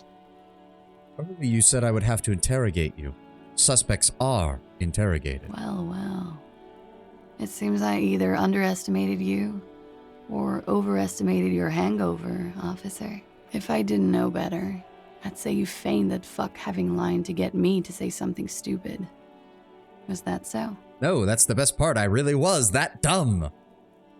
You have stumbled upon my detective style. I feign and am ignorant at the same time, but it still works out. Don't ask me how. You underestimated me just right. It's been a few days. The lieutenant gives you a little look. It's good we discussed your history with her, he thinks. I can play along. See. If I didn't know better, I'd say you feigned that fuck having line to get me to say something stupid. Was that so? The lieutenant gives you a little look. It's good we discussed your history with her. He thinks I can play along. Okay, what? So wait, is he wanting us to say this one? Totally. Cool. You told us about the investigation Friday night. Downstairs, at a table full of local kids and dock workers. You told pretty much everyone. After you showed them your gun, that is. Anyway, I thought it would be funny to say I didn't do it, because I knew about your investigation. Does that make me a suspect? I really must stop saying stupid things. Not yet. After all, we're just here to talk. Phew. He wipes her brow. Playfully. She doesn't seem to be overly distressed. Or distressed at all, really. Okay. Okie dokie. She pours herself some more coffee. If any of this made her nervous, it certainly doesn't show in her expression or her movements. Thank you. That's all for the record. The record. So official. It's a nice room you've got down there. Yeah. It's pretty deluxe. What are you doing in the Whirling in Rags exactly? I'm wintering. How long have you been staying here? About 4 months. I came in November. And why here? Here in the Whirling, here in Martinez, or here in Revachol? Martinez. I heard this is where the washed-up disco has-beens go. Oh, come on. You're too young to call yourself a disco has-been. I'm really not. Well, you do have quite the collection of prescription drugs down there as well. Thank you. I've put a lot of time and effort into it. She says without any discernible irony. Technically, possession of narcotics is legal in Revachol, but you should still reprimand her. No, don't listen to the stiff. Be cool. No further questions. I always heard you RCM guys were cool. You are. The window. It's new. It is.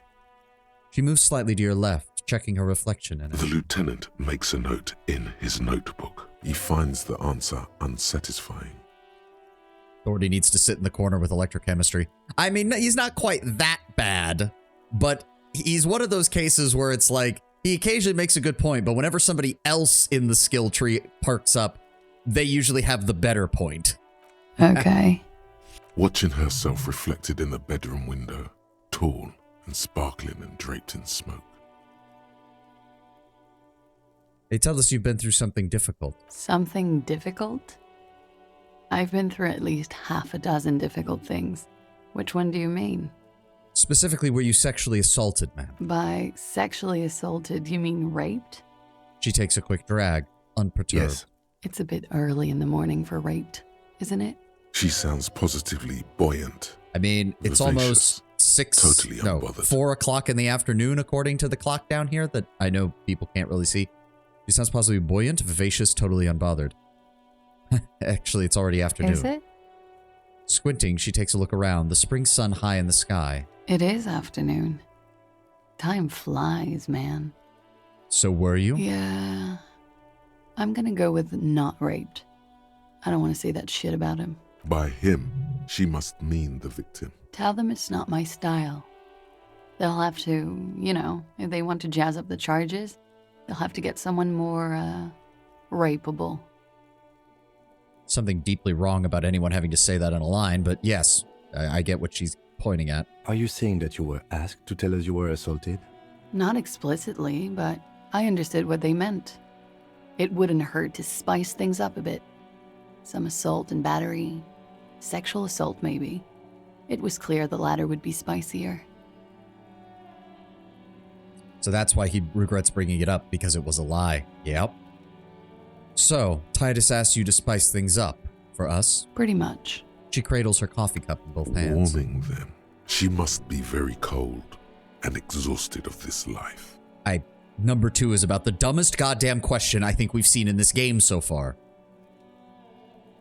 What did happen between you and the victim? We partied.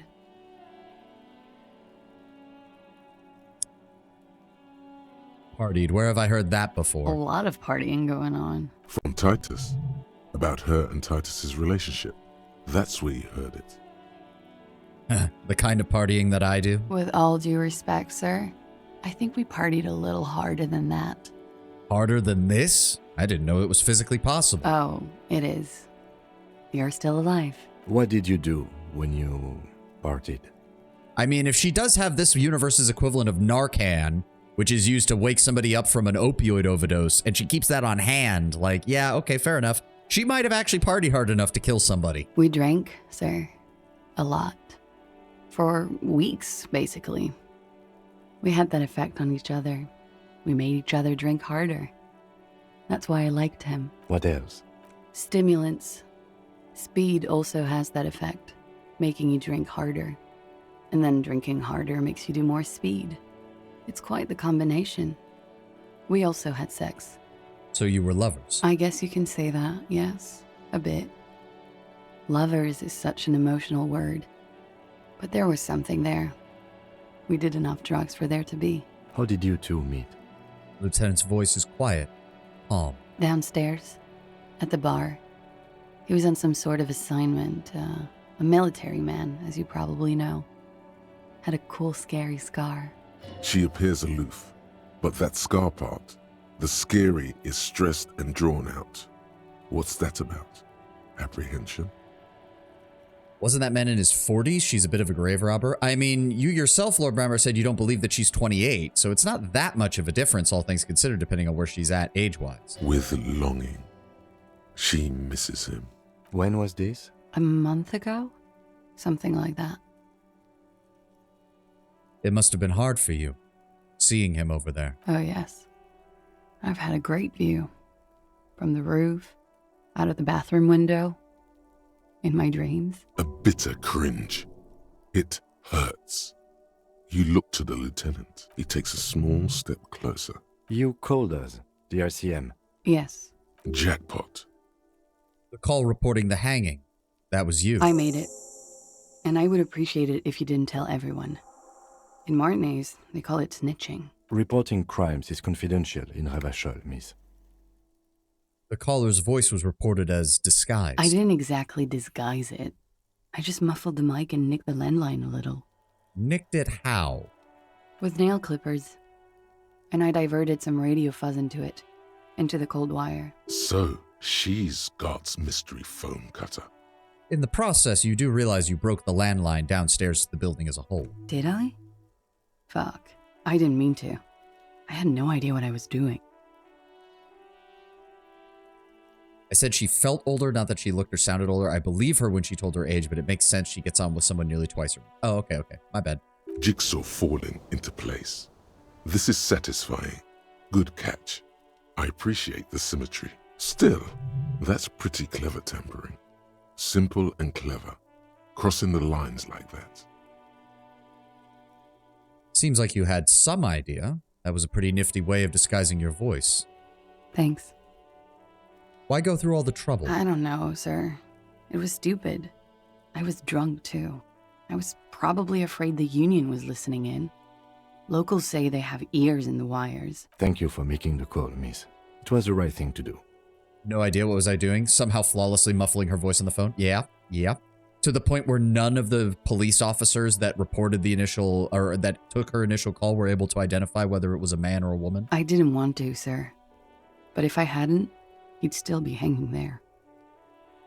What can you tell me about him? Name, eyes, age? I'm sorry, I can't do it. Not right now. Later, maybe. I keep seeing him. Like he is now. I can't talk about his, I don't know, hair. Another puff, more nervous. I know it's difficult, miss. We can return to it later. She meant she sees him in her dreams. I've also seen him in a dream. You have? Not like I do, I imagine. He's run out of cigarette, lighting a new one. I see him as me. She fishes a cigarette out of her pack and lights it, then looks at you with her lungs full of smoke. I can see the similarity, yes. She breathes out through her nostrils. The air smells of menthol. Funny. The lieutenant speaks softly. Funny how? Nothing. I also saw him. We had a long inspection and that sort of thing sticks with you. Let's move on. How do the Hardy Boys know you, miss? They're frequent guests. Downstairs. They have a booth for union members. They're probably down there now. And how did you meet? Over drinks. It's been a long, boring winter. Did you party with any of the Hardy Boys? A little, yeah. Like you partied with the deceased? No, not as hard. I'm sorry to have to ask this, but have you had a physical relationship with any of the Hardy Boys? I have. I don't think we even need to ask that one. Understood. She sips her coffee. Birds circle overhead. Could that have been part of the reason they hanged him? Was that part of the lynching? Jealousy? I hope not. Actually, I know that's not the reason. I'm careful about that kind of thing. Not crossing the wires, you know? But that's probably where they got the rape idea. What do you mean? Men like that? I don't know. It's the way their imaginations work. I suspect it's what they'd like to do to me. Well, that's morbid. What did they hang him for then, if not rape? He had something to do with the strike. One has been roiling since I got here. Rotten timing. But you probably know all about it. And his role in this strike was what? I think he was in a security detail. He was ex-military, worked for Wild Pines, and against the Union. We didn't discuss work much, if you know what I mean. But I understood it was dangerous. And they lynched him for it? She nods. All right. That makes a lot of sense, Miss Claget, but why was there a bullet in his head? Bullet? They shot him too? There's a silence, and her brows meet in the middle for a pained frown. They stripped his clothes and they shot him? You mean after they hanged him? I'm confused, sorry. So am I. Were you aware that he had also been shot, miss? Things are starting to go a little over my head here. I thought he was hanged. I was not present when they did it. I don't know what happened. I just know what they told me. And Sylvie, the bartender. This is beginning to get confusing for you too, and we don't like that. Where was she last Sunday night? Ma'am, where were you when this happened? Cowering. I was cowering downstairs with Sylvie. It's gonna make us ask this, isn't it? Because I feel like we're missing something here. No, we're not gonna ask She that. breathes a silvery Thank you for telling sigh all of of this. relief and weariness. The air on the roof feels humid. Should we head by downstairs, officer? We may have things to discuss there. I have something else before we go. Just a little thing. She nods. Silvery cigarette fumes disappear into her mouth. White check. We need volition for this. Slight confusion about the bullet. Why did she say she's a suspect? Let me see if there's some more here. What is this wildflower? She looks at the dried petals in your palm, then lightly touches one with her fingernail. Chipped white polish covers the nail. It's long and sharp, like a mini dagger. The petal crumbles on contact. And there's our ad break for the hour. All right. You all know the deal. Get something to eat, get something to drink, stretch. Oh God, I need to stretch. And we will be back as soon as the ad is done. You all know how this works.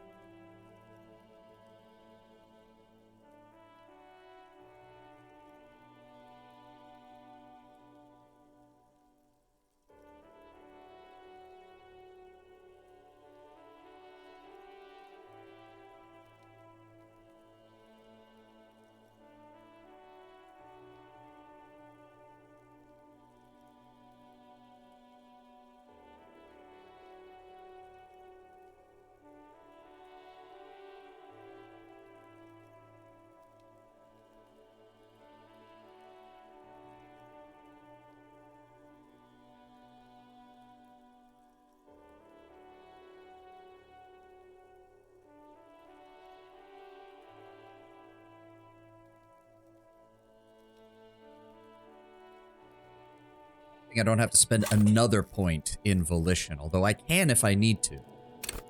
We do have enough points for it.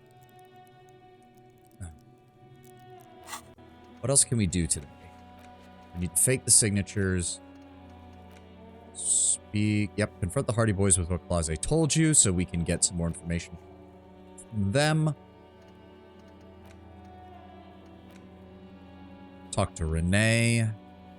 You got any volition items? I don't think we do. The thing is that volition and endurance, because there are health skills, I don't think they actually have any equipment in the game that affects them. Because these are the two stats that determine how much health you mentally and physically have. They do not have any items that affect them. The only thing that affects them is some of these options. Like, which one was it? Caustic Echo gave us +1 to volition for a temporary time, but it gives us -1 authority now. That makes sense, since it would be weird if you took off a jacket and died. Yeah. There's also a reason that they're... If I recall correctly from what I've seen of the choices and the way they're described, volition and endurance do not talk much, in case you haven't noticed. Volition more so than endurance, but both of them in general have been two of the lower ones, despite us having decent scores in them. And that's largely because they don't really act that much. Yeah. Volition makes you hyper sane. When you're about to get funky, it keeps you normal. It's a bit of a party pooper, but at low levels, you'll have little morale. And without it, you'll be a profoundly unstable cop, falling apart at the seams. Endurance kind of has the same thing, but for your physical self rather than your mental state. So they don't talk much, but when they do talk, it tends to be important. They're kind of the opposite of a lot of the other skills that tend to just keep going no matter what. Bloody fucking electrochemistry and authority both being two of our lowest skills, and yet they talk so fucking much. Oh, there we go. Back to our actual conversation. Pretty. Looks like a dried maybell. Is that the one you caught? Sambo style? Do you know why it was there? Why was there a flower on the roof? I don't know, officer. Because of the wind? Or an admirer? You have any admirers, miss? Admirers? I'm too old to be a debutante. And this place is no fashionable society. It is a white check, so we could try it first and then see if maybe we need to put a point into it. It's probably what we're going to have to do. She looks back. Time moves slowly. The triangles of her face rearranging into a weary smile. Don't worry. We will protect you from her beauty. We will consult you through the reefs and sounds of her persona. We will see through deceits. You are shielded. You are wise. You are advised. There are muscles on long white bones that line her limbs, just below the silver jumpsuit. What is happening? Why are you all perking up right now? Nothing. Just time passing. Don't worry. You are not a fool. Anything out of the ordinary and you would be notified. Air moves in your windpipe. Your heart beats. You're a detective. Get back to detecting. Am I being beguiled? She presses her elbows against her waist and slowly turns her head. Her hair brushes her shoulders, making a small hissing sound, almost imperceptible. The strange moment ends. It was brief, no longer than 2.2 seconds. I notice your room is close to mine. May I ask you a personal question? Yes. You're just one room away. Very personal. Good. Yes. This means she could have heard something, like what you were doing before you blacked out. Were you in Sunday night? I need to know what I did before I lost my memory. You do not need to know that. What you need is to ask normal police questions, like...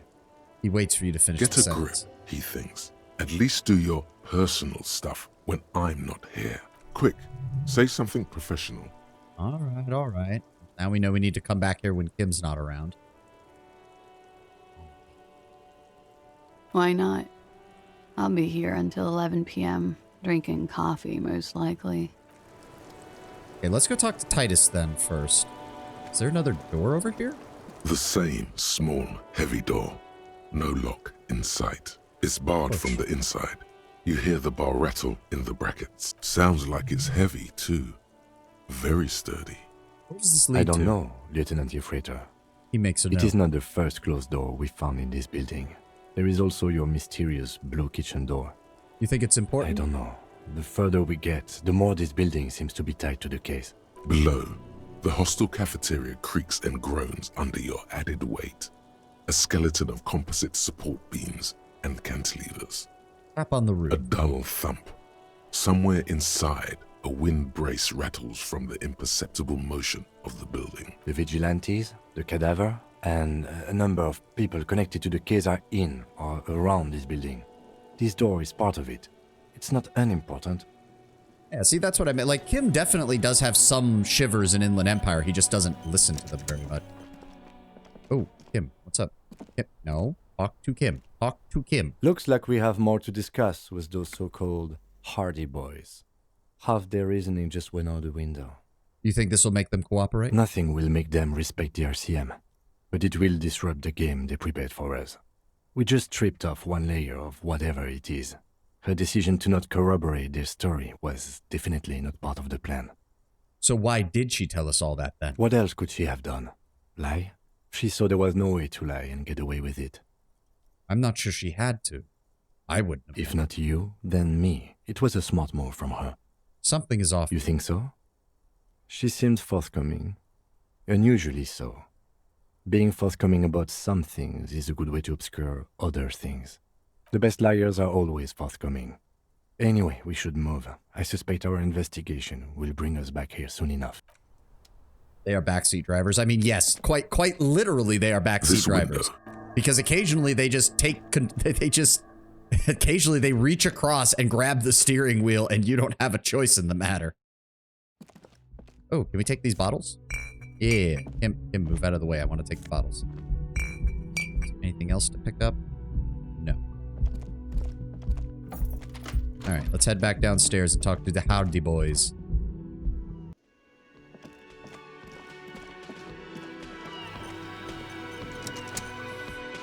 It's you again. What is it?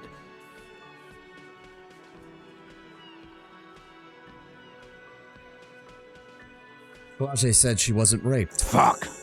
I knew that fucking whore couldn't be trusted. You've hit a nerve. Titus is furious. No, more than that. The loyal Titus feels betrayed. For the record, Titus Hardy did not explicitly specify the victim as a whore, nor did he say anything about trusting her. You know, Elizabeth, I know you're trying. I know it's your job. But you're really starting to get on my nerves now. Oh, shut up and stay out of this, Liz. He raped her. He was out of his fucking mind. You have no idea. She's just in denial, asshole. You don't understand the traumatic experience.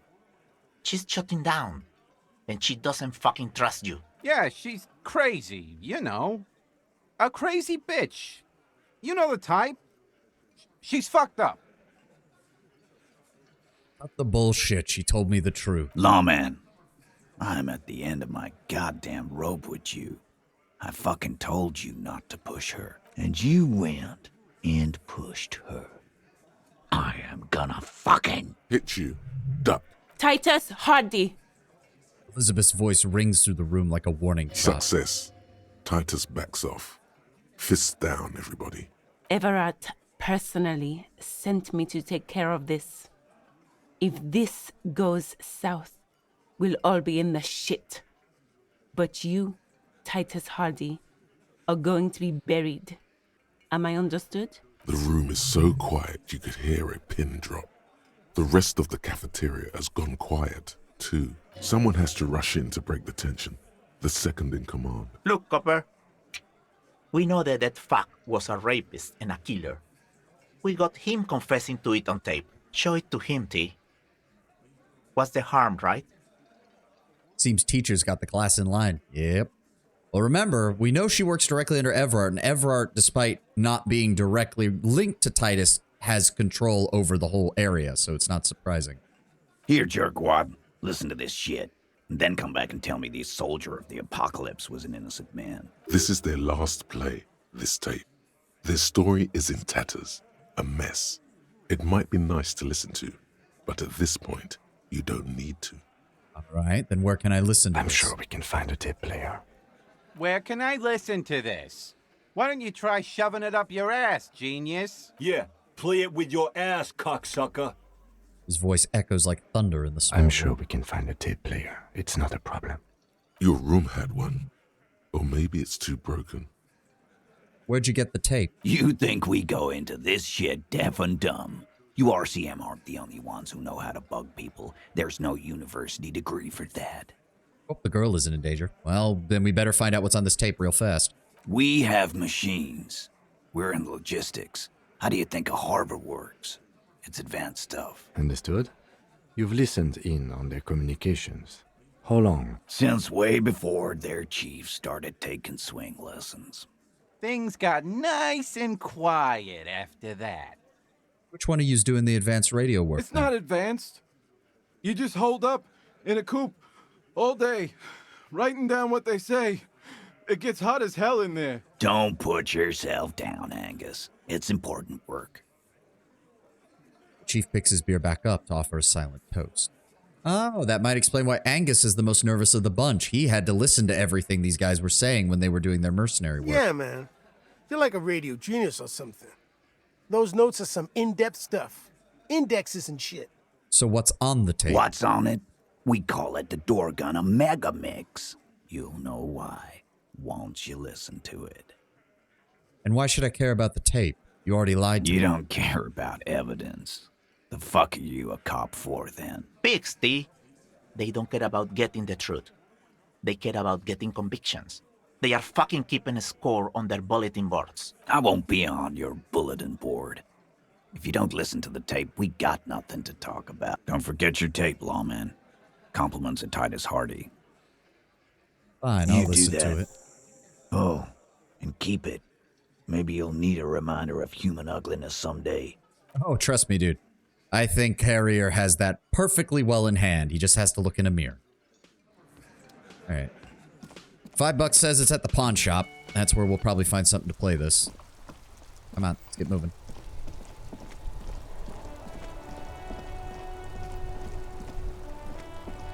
This way, down the stairs, into the pawn shop. Into the pawn shop. There we go. I think it's the one up here. Boombox's weight yeah, on the the shelves, boombox. That'll work. And your boombox, that gold and amber Harmon Waushi, stares at you longingly with its tape reel eyes. I don't suppose I could get a discount on the boombox, like a police discount. A discount? I do have to keep the lights on, man. It's 12 real. Just don't ask him for the smallest amount. You'll insult him. The others will work. Careful. You can only do this once. Come on, man. Let's make it 8 real. Actually, yes. Let's. 8 is an even better number than 12. Nice. Even more internal balance. Better integrity, too. Well, thanks for the discount, man. Here's the money for the boombox. And here you are. Quality sound reproduction on the go. It'll play anything, wherever. Turn any tape into a conversation of sounds and shapes. Oh, it's a tool. This is a reel-to-reel boombox of everyone's youth. A little banged up and a little chipped, honestly. Not that loud either. Looks cool, though. Excels at being carried on the shoulder, allowing you to play audio tapes, tape items, and blast music into the face of unsuspecting strangers. Oh, God. Yeah, it's an old-school boombox.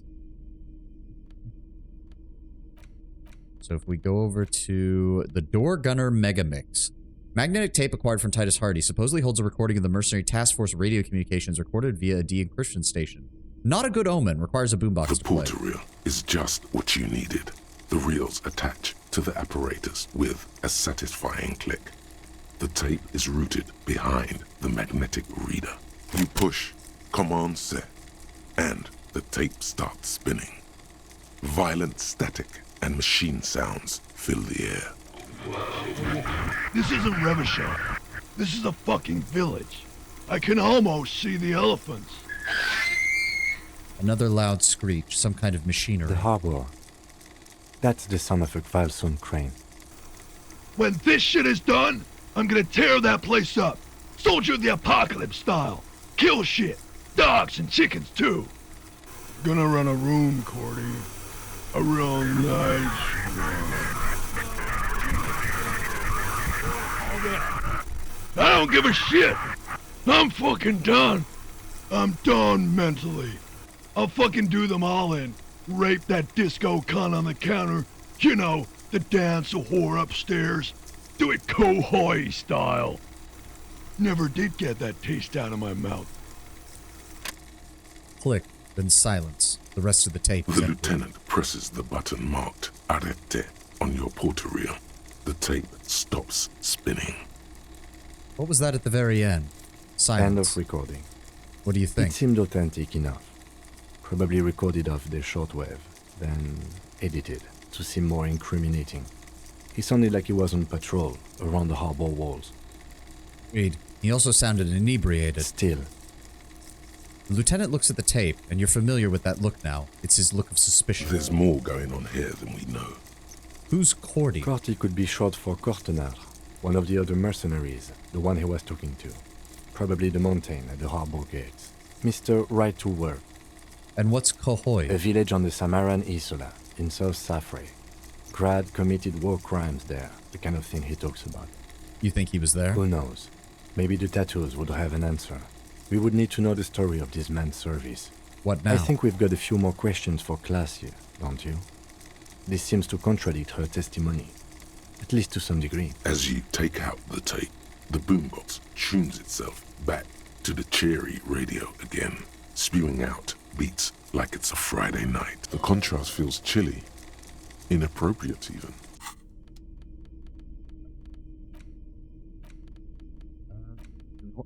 I need the tear bottle out right now. Well, nah, it's better than nothing. It's not like we can use anything else with it. Oh wait, he has clothes. Wow, a very large red t-shirt with an impressive print stands out from the other garb. Oh yeah? The print depicts a muscled man striding toward you, a giant sword in each hand, encircled by burning embers. Behind him is a cluster of cabins engulfed in flames. Beneath him are the words, Hjelmdal burning. The antlers on the hood of the man's cloak and his piercing blue eyes are familiar. What's the deal with the man on this t-shirt? The man from Hjelmdal. Walking away from his burning village. Yes. Their matter-of-fact tone belies their surprise at the fact that you didn't recognize the figure in the print. Remind me, who's the man from Heimdall again? The man from Hjelmdal is the hero of a series of popular books based on a fictional version of Kotla. Mostly what is nowadays Arda NFD. In fact, most people don't think that man from Hjelmdal ever really existed. But they are wrong. Hjelmdal isn't a real place. Neither is the man a real man, of course. But both the man and Hjelmdal are an ontological necessity. But hey, it's not worth getting into an argument about. But if they weren't, then what do you mean that he was real? I mean, even if the man from Hjelmdal didn't exist before the adventure novels, the stories have made it so that he has. It's simple, really. Okay. You sound skeptical. It's not that complicated. All that's required is a more robust understanding of cause and effect. Besides, I've been to Kotla, though not quite as far north as the Hjelmdal, and watched northern lights travel across the sky. Very unique, energetic tides there. Very, very unique energies indeed. Geomagnetic ley lines, one might even say. How much you selling the t-shirt for? 2 real. That's dirt cheap.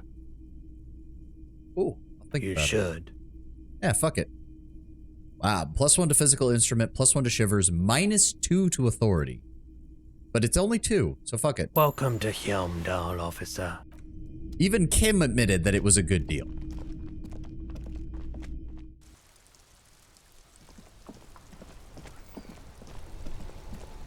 Alright, we need to go back and talk to Plage.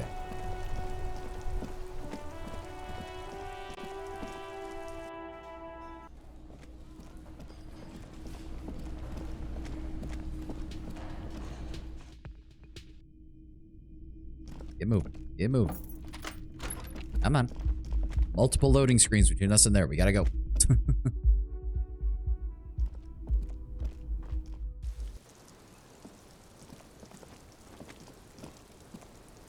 Officer, what brings you up here in the rain? Titus Hardy gave us a recording where he claims the deceased states his intention to commit rape. She puts her coffee cup down with a soft ring as the porcelain meets the metal table. Did he? I never said he was a good man, or that he had good intentions. Only that he was never bad to me. The tape specifically identifies you as the target. Where did they get this recording exactly? It's intercepted radio chatter of the deceased, recorded via a de-encryption station. It's authentic enough. Does he say he's gonna do it Soldier of the Apocalypse style? Those are the exact words he used, yes. Yeah. That was practically his pickup line. She picks the cup back Did he up. say whores a lot? Was he pretty much on the verge of doing it Kohoi style? Yes, Kohoi style was He meant. wasn't actually there. He didn't do a tour, or at least didn't tell me he did. Would have been overkill anyway. He lived his own little Kohoi. It wasn't his everything.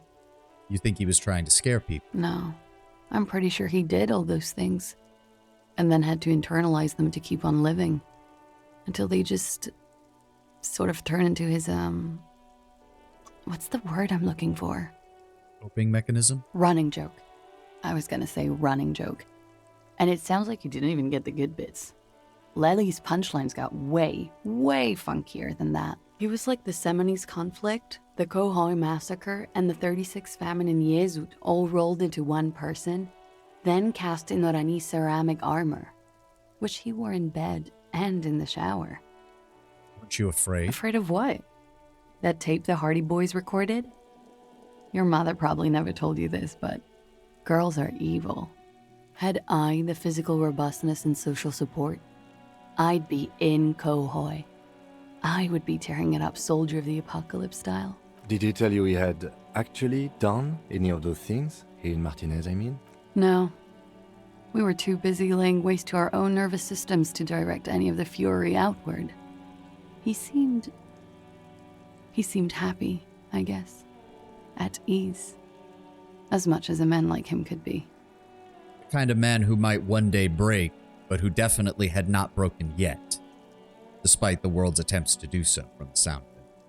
The kind of man who might one day have snapped, who might have done all of those things to just random people, but at least not yet. And now, he never will. There is a small measure of pride in her that she could quell the rage in such a being. What kind of man was he? Before you go, ask for details. She seems okay to talk about it. Thank you for clearing that up, miss. Whenever you're ready. I'm interested to hear what Titus Hardy has to say now. She takes a very small sip of her coffee and smiles. Jay, now that you've had some time, can you tell us more about the victim? Like, for example, his name? Actually, officer, I didn't know his name. I just called him Lely. A nickname? I guess. He came from Lelystad. It's short for that. And it was his army name, apparently. He said his real name wasn't his. I tried to pry it out of him, but it was no use. Lelystad. That's a good start. The lieutenant writes it down in his notebook. We have a few questions you can help us with. A few things a field autopsy alone can't answer. The young woman cranes her neck, trying to catch a glimpse of the page the lieutenant passed to you. On it is a list of autopsy observations, recorded neatly in blue ink, the last missing pieces of a puzzle of flesh. You know where Lelystad is, the place I'm in? In Oranje, officer. It's, I think municipality is the term. A nowhere town there. The Lelystad municipality has few boroughs and even fewer cities. It's made of agricultural plots near the border of Gottwald. Executive summary: cows, silos, and wheat. A farm kid joins the military. Big, not much of a shocker there. Oranje? Oranje's map of waterways? This fits with his tattoo. You were almost right, officer. That means his race was occidental, not mondial. I'll update the form. Both from Oranje? Yes. We were compatriots. Did that bring you together? No. He was too old for that. And from another part of Oranjenrek. I didn't even understand his accent. What brought us together wasn't Oranje. It was bad habits. How old was he, miss? He was 42. 42? Are you sure? I would have had him above 50. He had many scars that made him appear older. But no. The memory makes her smile. We even celebrated his birthday, like, some weeks ago. It was a funny 2 days. He had little reason to lie to me. Looks like you were right, officer. The lieutenant taps on his notebook once, as though assigning some kind of point. Points are good. Have one, you old dog, before we all die. Didn't know this was a competition, Kim. It isn't. Police work is a cooperative sport. This is clearly sports for him. Something like archery or darts. It's still about getting hits, right? And not missing? That's too pinball for me. I just like to get autopsies right on the first try. Where were we? You know eye color? Blue. Light blue. They were like little blue galaxies, you know? It was strange, seeing those eyes in his fucked up face. Pardon the swearing. I do him an injustice. He wasn't ugly. And he had a beautiful, soft voice.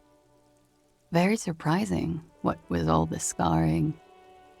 It was quite something, watching him speak.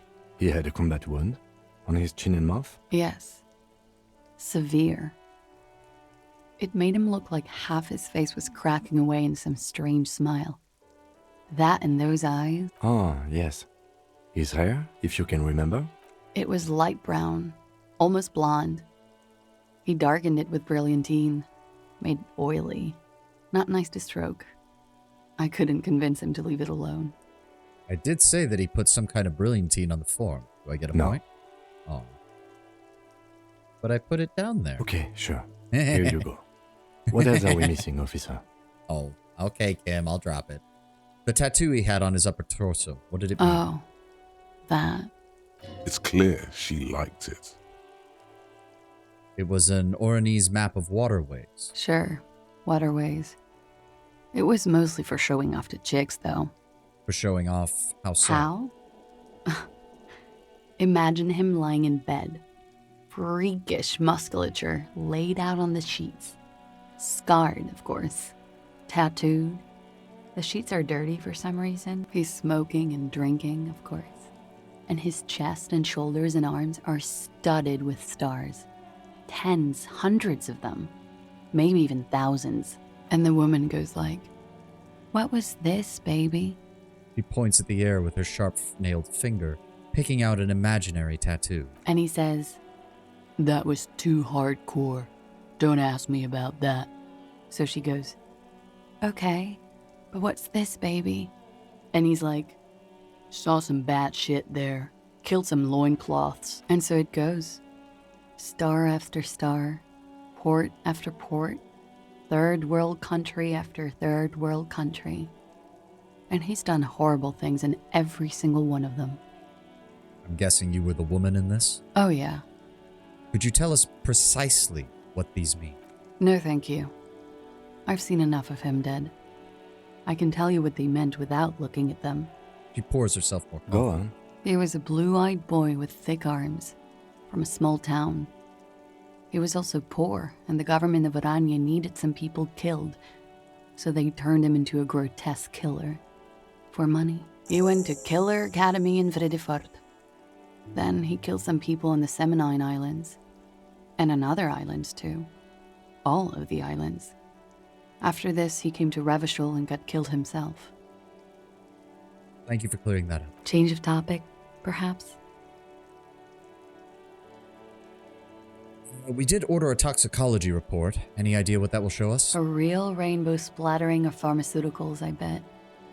Barbiturates, amphetamine, sildenafil. How much does the toxicology report cost the police of Revachol? I can do it for half of that. Save you some money, make some myself. It's quite expensive, miss. But we'll manage without your help for now. Did love do him in? It very well could be, yes. What do you mean? What do I mean? I have no idea. I don't even know what you mean. Love did him in? What does that mean? I don't know. It's just what I felt, what he told me. Love did him in. That's not funny, officer. Her voice is like a slash through the air. Her shoulders tense up. Did communism kill him? A moment ago it was love. And no, I don't think the Union is communist. They're a couple of shades pinker than that. They're not hardcore in that way, is what I'm trying to say. What are we talking about anyway? This politics shit is a lot in the morning. Is it even morning? I think she's just tired. She doesn't know what you meant by that. And can you blame her? Something miraculous is coming. He also said that. The lieutenant blinks. His expression does not change. I do love all the little tidbits we're getting because this was all stuff Inland Empire got out of him in our vision. Let's see where this is going. From way out in the northwest, he told me. Cool. All right, nothing. I think we're finished with this line of questioning. All right. Coolly, gracefully, she pours herself more coffee. So we need to talk to Titus again. Ask Claude about Sunday night. When Kim's not around, ask her about what you heard from the night you emerged from reality. Talk to Titus about the door gunner Mega Mix. We're just going back and forth. Aces high. Inland Empire For the is rest sometimes of the just your world, imagination getting the the better Ace of you. is True, high but is he's just also a been cool right a lot of Revachol the time. thing, politically neutral. In Revachol, it still holds revolutionary connotations. Also, have you looked at Lieutenant Kitsuragi's clothes? He wears a bomber jacket, just like the ones worn by aerostatic brigades, and those cargo pants could store tools for hotfixing your aerostatic. Maybe you should ask him about this. Permanent +1 empathy towards Kim Kitsuragi, +1 esprit de corps, the roots of the RCM. Wait, stop. That man, bloated beyond all recognition, was 42? It's what she said, yes. Below the damage, the weeks of decomposition, all the swollen indignity of mortality. He was 42 years old? Where are you going with this visual calculus? How old are you? That's where this is going. 45,000 liters of raw alcohol has left its disfigurements. What lies beneath, you wonder? You could ask either one of them. Kim, how old do you think I am? How old do I How look? old? 58. God, that's really old. Really? You asked. I mean, maybe you're wrong. You were wrong about the deceased too. He was way He younger. was deceased. He had been decomposing for a week. Well, I feel like I've been decomposing for longer than that. On the bright side, you've been getting a lot of exercise lately. The ravages of alcohol are nearly as extreme as that of death itself. There's silence. Then a little more. Here it comes. Mercy. Sure, you're 42. Let's go? Wait. This requires scientific measurements. Bring it on. I'm not afraid of To the the truth. laboratorium. Oh God, date of birth generator. What? 7 hours. God damn. Your face looks like it's 58. Your body feels like it's 60. Your mind feels like it's lived for 1 day or 100. Both longer than they ought to be. The day, the century, but for how long then has this thing attached to your sentience walked this planet's crust? Time to start racking those brains of yours, Elder One. When and where were you born? We are running out of thought cabinet slots, but fuck it. The thought cabinet is certainly interesting.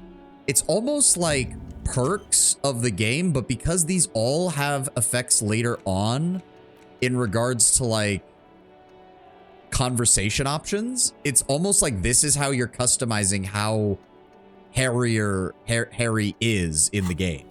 And I actually like it a lot. Why is the camera? There we go. Okay. All right, we need to go talk to Titus again. Well, actually, hold on. Kim? Yes? I thought it said to talk What to him about me? me? Oh, there we go. You're wearing a Revolutionary Air Brigade jacket, isn't it? What? These? It's just seasonal clothing. And those look like airman pants. They were made for storing tools. Where is this going? See, Kim, I have this place in my head where I develop new ideas and connections. Interesting. I think it's called a brain. Yeah, sure, a brain. Okay. We'll go with that.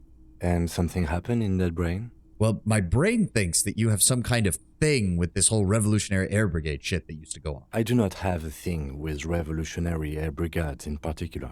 Then just air brigades. Okay, I wanted to become an aerostatic pilot. Then I turned 10 and realized we no longer have an air force. And the Revolutionary has nothing to do with this. Absolutely nothing. Thanks. Thank you very much. Kim. Good. Good. That's all. Well, that was nice. Where did I pick up new clothes? Oh, there we go. Oh, yeah, there we go. Inspiring musculature. Sprawling saga. Too old for this shirt. The man from Heimdall is standing in front of a burning village, dual-wielding his ever-present Zweihanders. Ah, so he's a Dark Souls character. His muscles look ready to burst out of the two-dimensional print and onto your three-dimensional life. Okay, that was pretty good. Can we still do nothing with this window? Why would it have us select this if we can't do anything This with window. it? Nope, still can't do anything. Damn it. The thought cabinet certainly is interesting. Yes, I agree. It's especially good just because a game like this, as I think Tenwin mentioned even, it's a point-and-click game, but in the style of a CRPG, which makes it very weird. And the thought cabinet does do a lot to, I think, help continue to push the role-playing aspects of it. It's you again. What is it? All right, Titus, time for another conversation about you lying to us.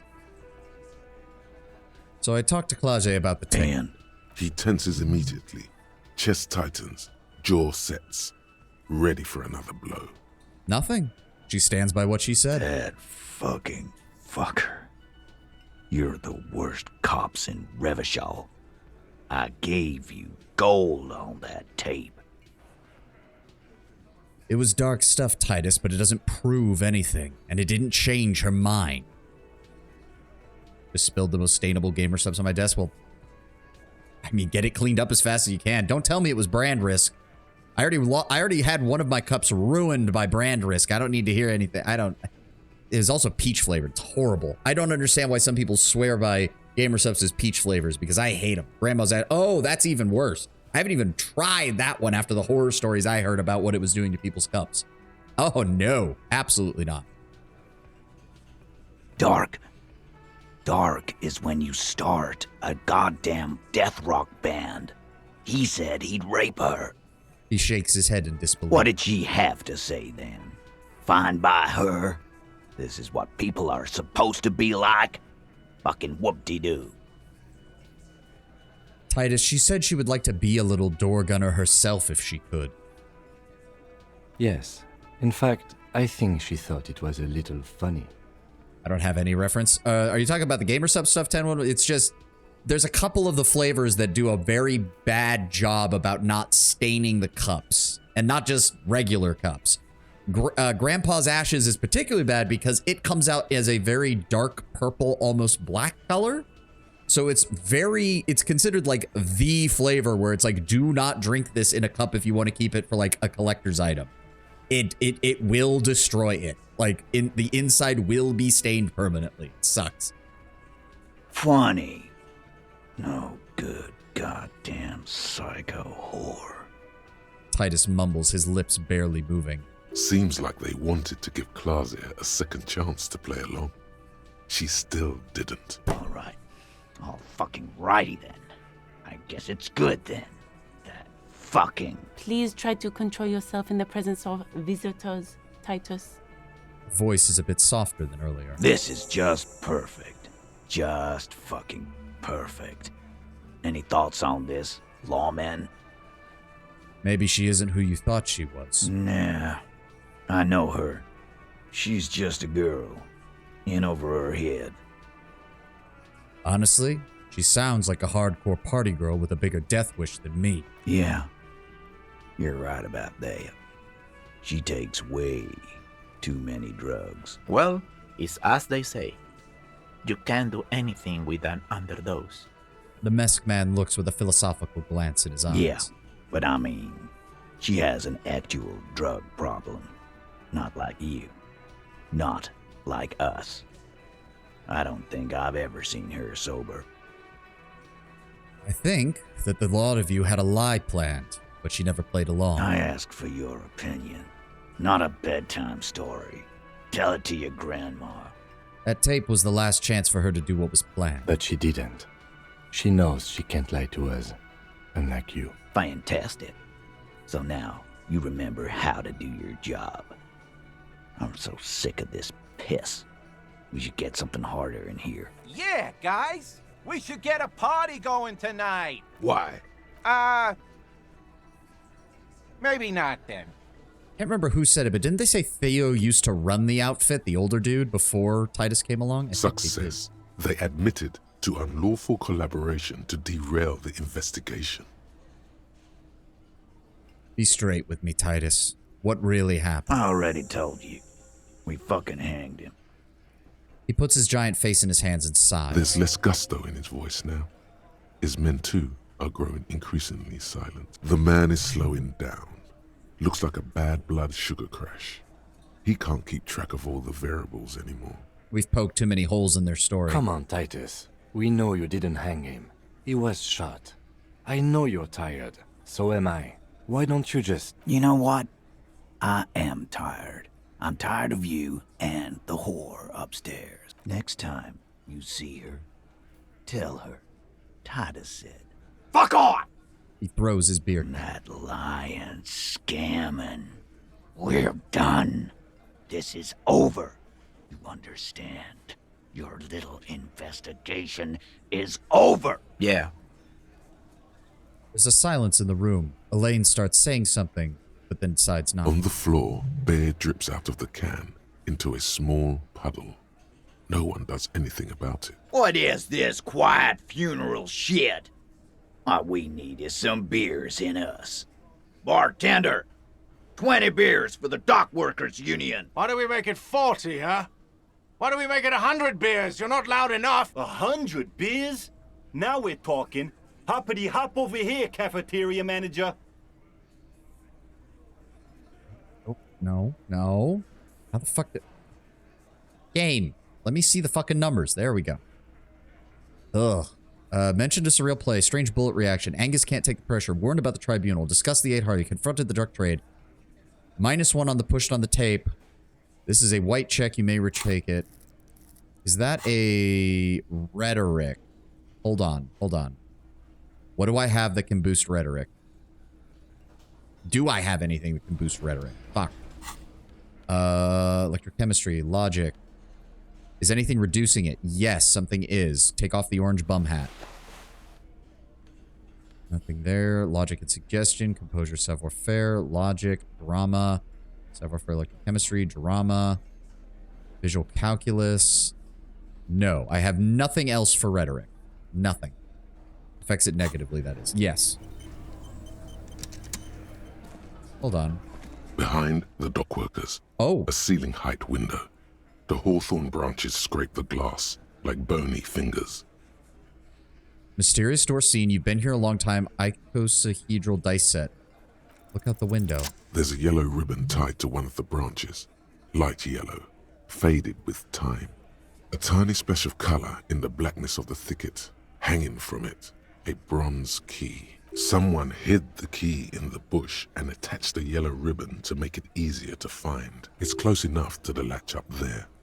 One can slide it open and just take it. Surely not a coincidence. Someone hid a key in the bush. You let me slide by so I can grab that. I don't know about that. I'm comfortable here.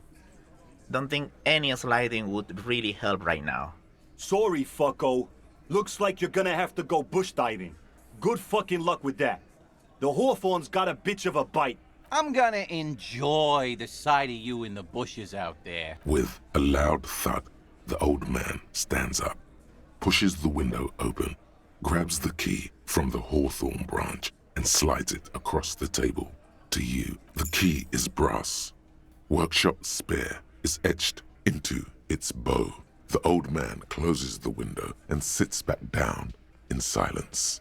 I don't think Theo really likes him. I think Theo's just tired of the bullshit. Come on, man. We were just having some fun. Where's the harm in? I'm tired of listening to your shit. Yeah, that seems to be about right. Thank you. Off yourself. Make it up to me, cop. I still got my money on that.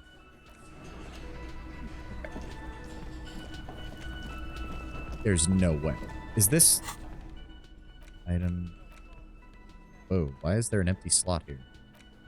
It's not showing up anywhere on here. We just... You see, the key fits the dimple lock. It takes a bit of effort to turn it after all these years. But then, the lock clicks. Dust rises before you like mist.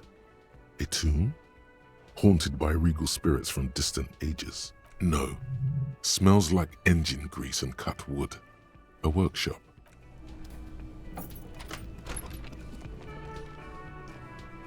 Oh, what have we here?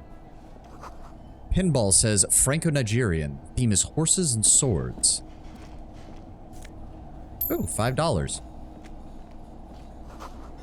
NB. Spare key is tied to the bush outside in the corner room window. Oh. Pinball is white Deora. The backflash shows a female figure in mourning. Over there, in the corner. Pinball machine. Not just any pinball machine. This is the pinnacle of pinball. Cornelius Gordy and the Mountain Goats. It's lit.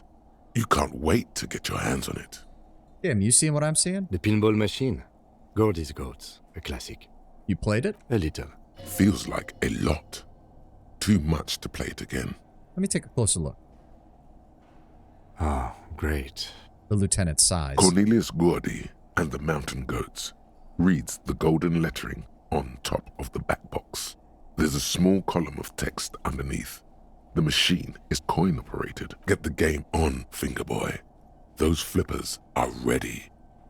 Lean closer and read the Above text. the painting of a mustached man climbing a hill, a column reads, inspired by the legend of Cornelius Gordy, taken on the world's tallest peak, Corpus Windy. The Mesk legend holds that when the nation is in danger, heroic Gordy shall return and save his people. Inspect the playing. The theme of the game is to explore Gordy's climb through the perspective of goats and to ascend to the top of the mountain in a time of trouble.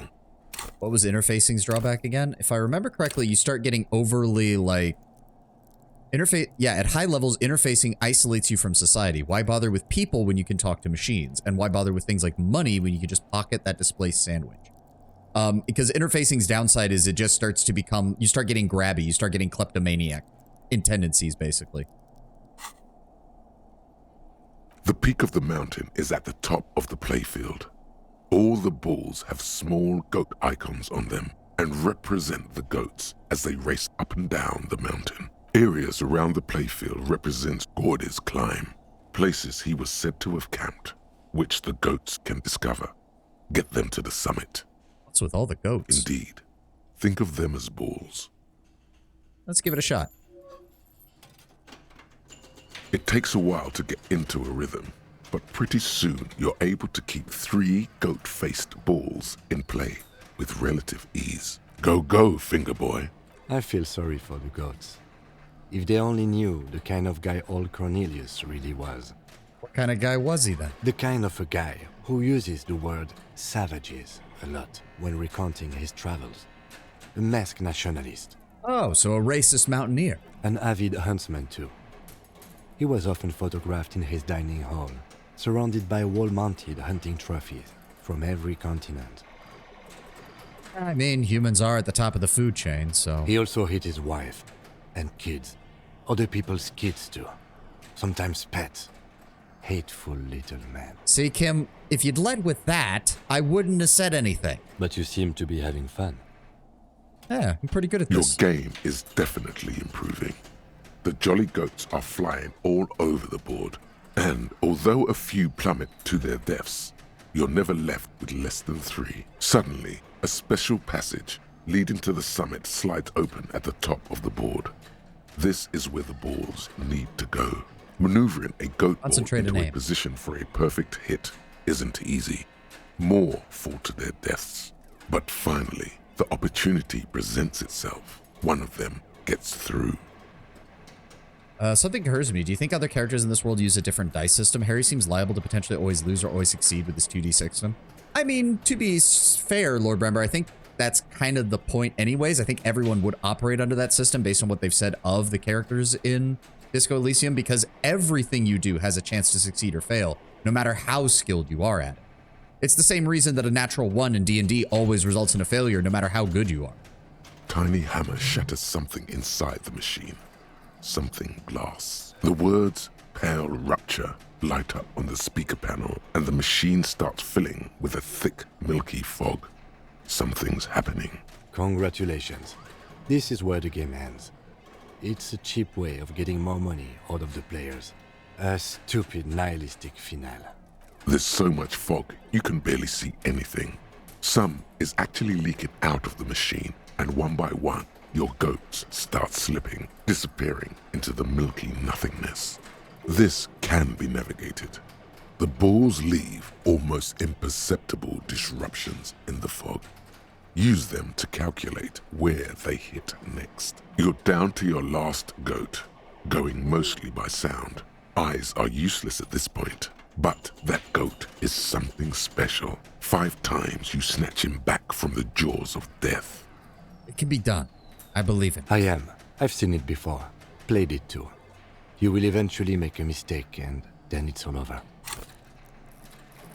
Of course, it asks for the one fucking yellow that I've got like nothing in, aside from savoir-faire, but savoir-faire got fucked in the beginning anyways because we had so many clothing items that reduced it. This probably isn't gonna work. We only get one shot at this. 8% chance. How No. did he see it? Not even The close. last goat plummets into the fog with almost suicidal glee. There goes nothing, finger boy. Damn. The machine is dead and silent. It needs serious maintenance before anyone can play again. Oh well. All these mesmerizing machines, just waiting to be plugged back in and played. Run your finger across the dust of the white day. Feels like it might jump back to life any moment. The lights illuminating the white-robed woman. What's a white Deora? Some kind of inane pinball theme, probably related to Messina during the DeLorean age. The history themes are the worst. Sounds like a bad pinball machine if you need maintenance every time someone plays well. Well, to be fair, it's also been abandoned back here for God knows how long. But yes, the whole thing where it has like a little container in it that breaks and then releases the fog into the machine. As cool as that sounds, and as, let's be honest, as bullshit as it is, given that it's meant to make you fuck up, yeah, having to have somebody go in and replace that mechanism every single time would be a pain in the ass. The lieutenant grimaces, looking at the machines. We could fire up another one of these if you want to play some ball. You can't fire them up. They are broken. Only that one machine in the main hall works. The Royalist Pinball. What a dumb name. Royalist Pinball. If they weren't broken, he would kick one of these machines about now. You really sound like you don't enjoy pinball, Kim. No, I love it. I love pinball. Who doesn't love pinball? Let's move on. He doesn't. What about the other one, the Franco-Nigerian ball? No. Kim Kitsuragi. Kim Pinball Kitsuragi. Kim Pinball Kitsuragi. A.K.A. the Kimball. Exactly. That's what he's known as. His reputation precedes him. Kim Pinball Kitsuragi. So now he remembers.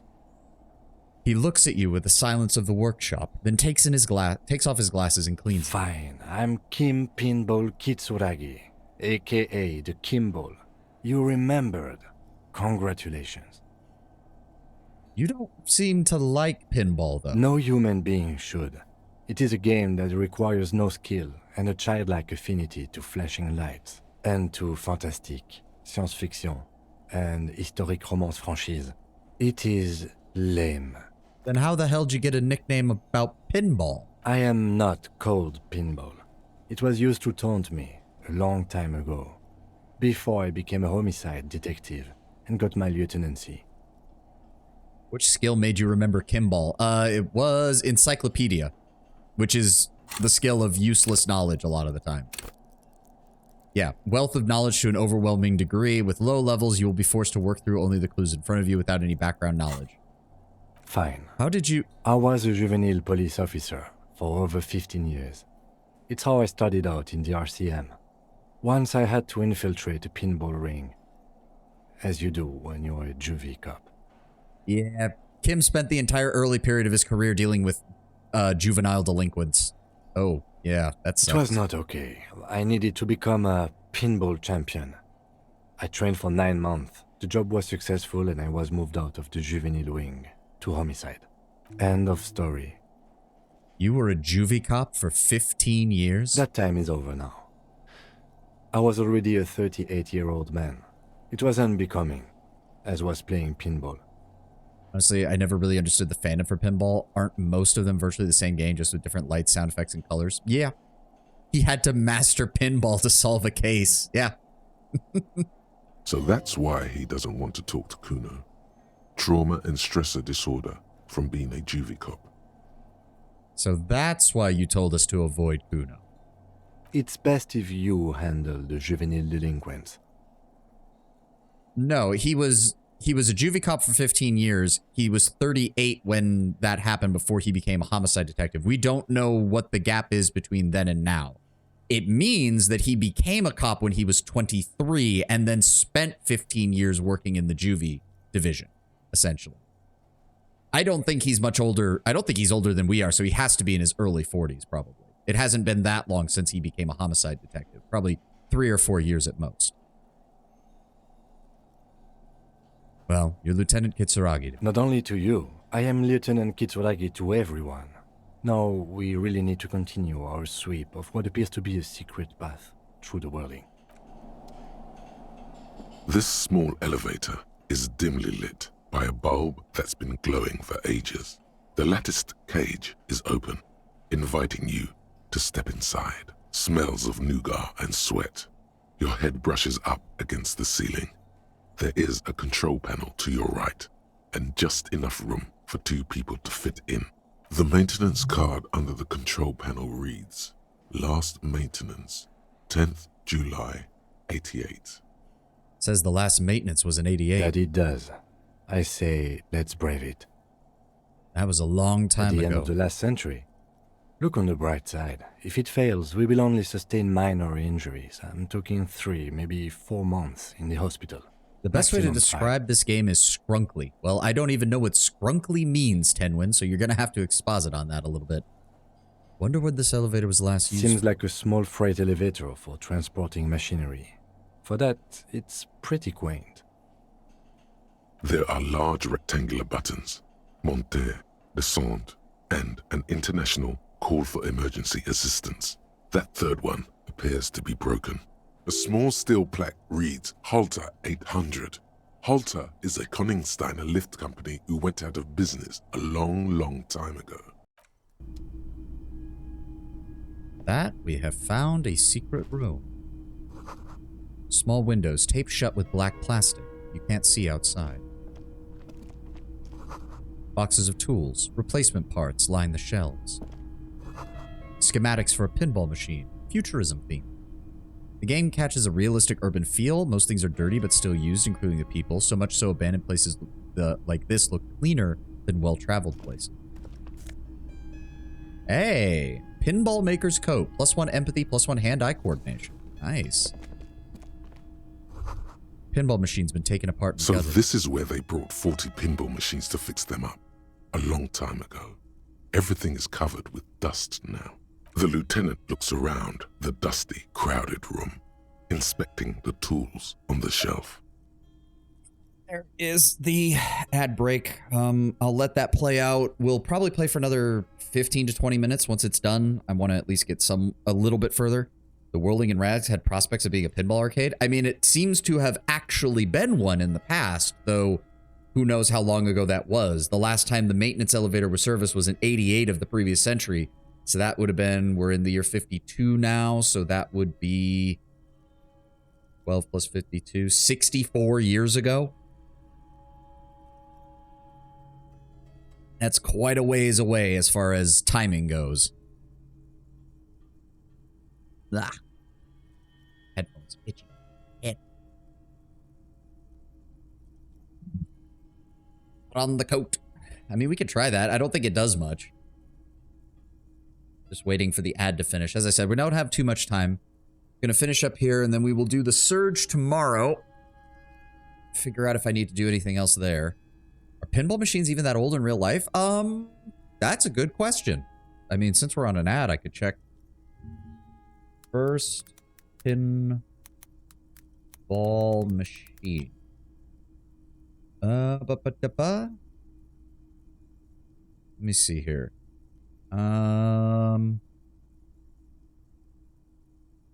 The first major manufactured pinball examples come from the 1930s. Pinball historians assert that the full origin lies in the patent for the spring plunger and the Playfeld bells, which is dated 1871. So there are predecessors to the pinball machine that exist as far back as the 1700s. But what we see as a pinball machine didn't really emerge until the 1920s and 30s. They used to be penny machines. You could play for a penny. Yeah. Oh, the flippers were not added. So what we think of as a modern pinball machine did not come about until 1947 when the flippers were added. And then electronic pinball machines didn't appear until the 1970s. So there's quite a bit of variety there. Still old as hell. I mean, yes, but not like, as we said, these are fully electrical pinball machines with flippers. So by that standards, That's something you didn't see in our world until the 1970s, which would have only been exactly about 70 years ago. Closer to 60, but, you know, we're right in the middle there. That's actually pretty impressive given the fact that that means this pinball machine, when this was a pinball arcade, that was almost 80 years ago. Arguably the first equivalent to video games, one of them. Yeah, I mean, there's a reason that they became popular around the same time that arcades were just starting to show up in the US and other places as well. Looks like they gave up on fixing the machines at some point. At some point, 20 years ago, 15 maybe, before pinball went out of vogue. This used to be a pinball workshop. Looks like it. I'm guessing Martinez North 22 used to be a pinball arcade before it became a hostel. There are machines left over. A creak. Some dust falls off a shelf. Downstairs in the hall, next to the main door. One of them even works. I've seen one of the hearties bang away at it. Remember the dice maker? Then that means... Whirling in Rags was once the East Delta Pinball Arcade, and this is all that's left over from that. Yes, as the novelty dice maker said. This has absolutely nothing to do with the case, I'm sure. But I do like a nice little connection. Are they electronic? You were able to play one that had been abandoned there, probably wasn't plugged in. At the same time, though, it was kind of described as having flashing lights and stuff, so it had to have had some kind of electronics. But then it went bankrupt. Your skin crawls from making the connection. So does that mean the Whirling in Rags is part of the doomed commercial If that's true, then our cafeteria manager is not going to like it. We should tell him what we found up here, omitting that suspicion. He does not appear to be the kind of man who likes his establishment to be part of a neighborhood ghost story about bankruptcy. Stupid superstition. But still, it would be interesting to see what the cafeteria manager thinks of this. It's not a ghost story. It's a curse, and Gart ought to be made knowledgeable so he can perform counterspells. What's this? You clearly see footprints in the downy carpet of dust covering the workshop floor. Jackpot. These, unlike everything else here, are new. Someone's been here within the last week or two, even. 3 weeks maximum, from the dust coverage. It could easily have been 1 week, too. You know, officer. This is so good it makes him forget the whole Kimball memory. This isn't bad at all. It was a good idea to see where that door leads. Commendable work bringing us to this place. Okay, but what does it mean? It means someone snuck through what seems like a secret route, behind Classius' room, in the recent weeks. This may prove to be significant. Large prints, most likely made by Boots. The size is hard to determine. Soul could be bigger than Vamp. The soles have left a pattern, uniform, horizontal lines. One person has been here. They've gone back and forth. The tips point both ways. Prince looks like one person going back and forth. Between that and that. He points to the elevator door in the corner, and then points to the barred door. Doesn't look like the odd-soled print we found at the hanging. The size looks about the same, actually. They're not the same shoe, but they could be the same person. Doesn't look like any of the boots from the hanging, does it? These little horizontal lines are different. They look custom-made to me. Or some kind of foreign print. Hard to say. Still a boot, though. Everything around you is quiet. The prints crisscross the workshop floor. Tiny hole in the wall. You can see the bedroom from the other side. You can almost see the shape of a man and a woman writhing inside, bathed in drug sweat and dirty linens. Bottles lie around everywhere. I can see into Clage's bedroom from here. You can barely see through. Better not to jump to sensationalist conclusions here. The footprints on the floor, however, definitely suspicious. What were those people doing? You lean closer to the peephole instinctively. I bet they're doing something quite unnatural. They're sensationally unnatural. So then that means that this door... This is the inside of the barred door you've seen before. The one that leads out onto the roof. Unless we've veered off into a folded M dimension, I'm expecting to step out on the roof. We could ask Class about this route. See how she reacts? Yes. It is quite likely that we will re-emerge on the M plane. Brace for psychokinetic impact. Or the roof. Is our lady driver also an assassin? I don't doubt she'd be willing, but Master Sharpshooter didn't sound like it fit her portfolio. No, Everyone agreed she was dangerous, but more dangerous in the way that like a feral animal is. More something closer to Kuno-S than someone capable of taking a sniper shot. I was just thinking, what a nice day for questions. Need to talk about your room again. The door there, did you know it leads to a downstairs elevator? I did not. Mystery solved then. I kept wondering where it led. There may be more to this mystery at some later time. She's holding back. Let's make a mental note for now. There's a peephole on the other side looking into your bedroom. A peephole? You mean like a hole in the wall? Yes, looking into your bedroom, miss. The lieutenant points to her window, the unmade bed visible through the glass. Okay. There's a pause as she processes this information. A jitter of fear and disgust moves through her body, beginning from her shoulders and ending in her hips. The cigarette tastes foul to her now. Do you think this is somehow connected to me? It could be connected, yes. Okay. Do you have any way of knowing how long it has been there? Unfortunately, no. But if I were to guess, long enough. The perforation is under the bookshelf on your wall. It should not be hard to cover with some tape. If it is recent, do you have any idea who would make it? Shit. I don't know. Maybe it's been there for a long time. Maybe the local kids use it or something. I don't know. I'll be fucking covering it up with a lot of tape, that's for sure. Was there anything else back there? Tracks on the floor, relatively recent. Huh. This isn't good. She's straight as a stick, suddenly. And an old pinball workshop. That was what the room was used to be. Okay. I'm glad someone's had fun. Mm-hmm. She's lost in thought, eyes narrowed. All right. That didn't give us anything on that either. God damn. Let's talk about this so-called Not my assault. favorite topic.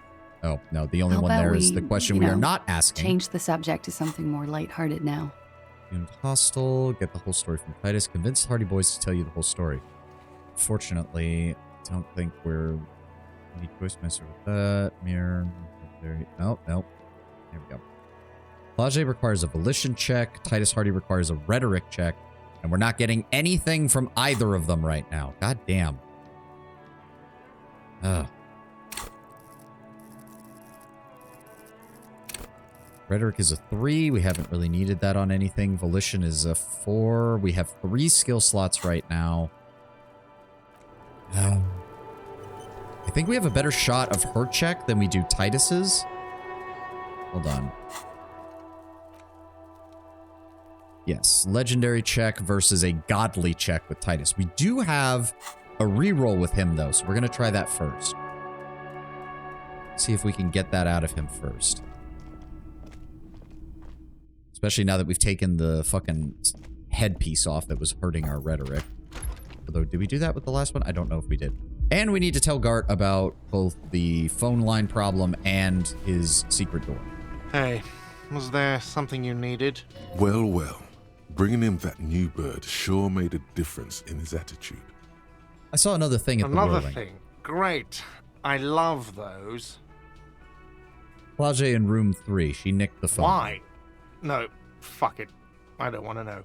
I don't want to know why these degenerates do what they do. I thought we had one good guest in the building. He really doesn't like it being classier. Yeah, I bet you didn't want it to be her. What's that supposed to mean? Fuck you, buddy. She's not my taste. Good thing she pays for her stuff on time. I'll forward her the bill and be done with it. Wow. She really isn't his taste. Her spell hasn't spread here. Now, was there anything else? I have like 4,000 coasters to stack. And then I need to wash dishes because it turns out I have to do that too now. What if I told you I got into the back room there? Oh, okay. Well, I did hear you make noise back there, so good for you. He's really holding himself back here. It takes a lot of willpower not to ask. Obviously, he's been wanting to know what's behind the door. Aren't you going to ask me what's back there? Okay, what is back there? Pinball machines. It's a pinball workshop. I knew it. I've always wondered where those machines by the door came from. And they told me there was some kind of pinball thing here too. I knew it. Were there any back there? In working order, I mean. Why, you want to play? I could be up for a game. No, I was just wondering if you found pinball machines there. You thinking of turning some of this place back into a pinball arcade? No, but we could diversify the entertainment options, seeing as you've opened the door back there. The machine we have in the corner now is broken. It wouldn't hurt to get a little life in here. Other than the hellish karaoke machine. That one's always causing trouble. Yeah, those numbers he's adding up must be making good sense to him right now. Sounds like he cares about the place. He's not going to be overjoyed to hear that it's part of the doomed commercial area. He should still know. You have to be forewarned about these things. I also have to warn you, at least since it's a local superstition, that the whirling is part of the doomed commercial area. What? Why would you say that? We're at a completely different address from that whole thing. So he knows of the doomed commercial area and its address. He's thought about this. So you know of the curse? Everyone knows of it. The whirling's adjacent to it. There's also the pinball workshop, and the whirling hasn't always been a hostel. Obviously it hasn't. Look at the pre-revolutionary tile work. This is an old, proud building. So what if there was a little pinball hall here before? For 14 years, man. That's how long I've worked here. I've kept this place up through hail and through sleet. Fuck me, if some doom ghost... He's done a fine job too. Though he's spoken of the place dismissively before, the hostel is actually very important to him. You care about the whirling, huh? Yeah. It's slowly growing on me again. It's beautiful in its own way. Especially for this neighborhood. I've been trying to keep it that way. Even if it is part of the damn doomed commercial area. So you shouldn't be so worried about that label then? I don't place much stock in the curse and so on, but the label frightens the clientele. Who wants to stay at a doomed hostel? Everything's doomed enough without that. So who owns this place then? Some real estate management company. They never come around here, just collect money from afar. Honestly, I think some money laundering might be involved. And who named it the Whirling in Rags? Well, it sure as hell wasn't the real estate company. It was you? You look surprised. What? It's a great name, I know. Cafeteria managers come up with great names too. It's from a song. Hail, Holy Queen, by the Ateniers. Hail, Holy Queen of the Sea. You're whirling in rags, you're vast and you're sad. Good pick. What the other cafeterias you What met? about them? One is a basement dive frequented by chain-smoking communists. I can't tell you how sick I am of Kraz Mazov and Ignis Nielsen and all those old ghosts. He's hesitating, not sure if he should share this information with you. Encourage him. And the others? The other is a kebab cart. It's very successful in its way, but it's nothing like the whirling. Well, good luck to you with this place. Luck has got nothing to do with it. I need to think about where I'm going to place those pinballs. I have a feeling they're going to help. So, if you didn't have anything else to tell me about my establishment, can we, wrap it up? There's a peephole in the wall. What wall? Upstairs, secret back room, right next to Claze's bedroom. Found it when I found the pinball I'll have machines. it fixed at once. Thank you for letting me know. I assure you, the whirling does not abide spying on its guests. The color has drained from his face. No, we're not going to do that. We're actually starting to build somewhat of a rapport with Gart. We're not going to fuck him over like that. Thank you. I'll patch it up personally. Was there something else about the establishment? I hope not. Yes? Nothing else. Okay, come on, game. Don't fuck me on this. We need to actually get this. Surely we've got enough bonuses for this now. What is it? Yeah, Titus, stand back up and come over here. We have a 42% chance. We are still having some issues. Confronting drug trade. Yep. I have 3. We're almost to a 4th. I guess I can level this up and we'll go with that. I should have done that first. I should have done the check first, then put it in, because if this fails, Convince there we go. Titus he's being manipulated. You should know by now. Titus Hardy will never falter. But you know someone who might. One of his boys will. Fat Angus, the powerful guy. Mr. All Muscle. The time has come. Put him in the pressure cooker. Just remember, it's about more than Glazia. It's about these men and Martinez, their district, their responsibility. Outside in the evening light, ruined and old, shadows lengthen on the pavement. A distant gunshot. That's it then. Case closed. We're going home, Kim. The lieutenant raises his brow. Go on. Write it down, Kim. In Martinez, they just kill you because they don't like you. Got it. Kill you because they don't like you. All because... Because of some chick. Bring that up one more time, and you won't get to write that report. A wince. It's involuntary from Yes, I understand, Alain. That's your name, right, Alain?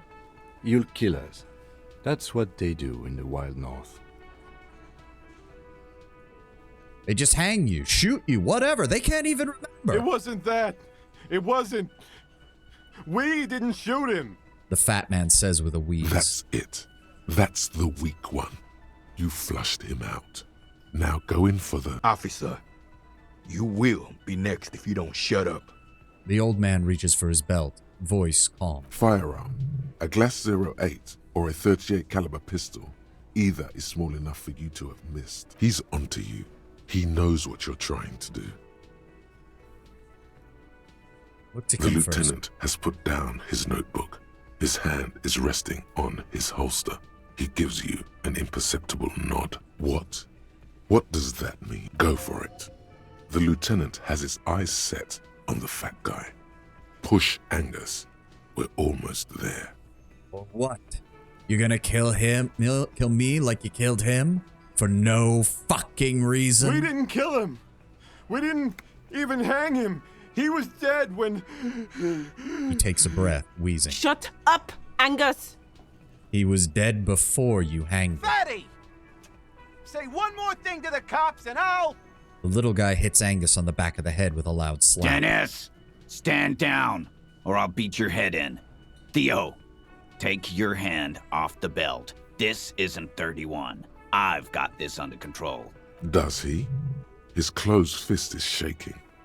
It's you who's in control. Let them have their moment. The room falls quiet. So quiet you can hear Angus wheeze. Angie, where's your goddamn inhaler? You sound like you're dying. I left it home. I can't get it. I'm too fucked. I'm sorry. Why are you so fucking fat, Angus? Now it's all pointless. Because of you. You wasted my time. I told you, Titus. I told you just give her up. Lizzie, your help is no longer needed here. Go tell Everard. Fine. I'll tell him. After a long walk along the coast. She walks off without looking back. What just happened between these two? You're in. He's all yours. Questions. So you didn't kill him. He was already dead. He nods. You hanged the corpse to cover up the real cause of death. The bullet in his head. Another nod. Why? Because the girls asked us to. They were in some shit. Girls plural? There's another girl? 2 of them? Take note of this. They'll probably say more about her later. Did she kill him? Cop, I have no idea. The girl says she didn't. He doesn't think she did. Or at least he hopes she didn't. What happened Sunday night? Classier came down. She seemed really out of it. Drugged up, even more than usual. Bug-eyed and gurning, you know? Not in a fun way. It looked like she'd redosed after something went down. I've seen that look before. She was scared. I knew someone had died. And how did you know? I've done this job for 10 years. I've seen it before. It's the politician in the motel room with the dead hooker scenario. Only in reverse. Good analogy, boss. You don't get to talk yet, Shanky. You're still on the bench. And you keep taking it easy too, Angus. He turns back to you. That's okay with the fat man, still wheezing there. He couldn't speak if he wanted to. What happened then? We went upstairs. Sure as day the Merc was dead. There was a bullet hole through the window. Fucking dirty sheets and bottles everywhere. He means they'd been fucking? Tibbs patched the window. And the corpse. We hanged. Tibbs, the 8th Hardy? Nah, he's my brother. He's in the window replacement business. Must have been one hell of a shot, especially considering that there's no other building that overlooks the whirling in rags from that direction that isn't the dice maker's house, and we know that she's not only there all the time, but that she couldn't even see out the window, which means it had to have come from further afield, even beyond that.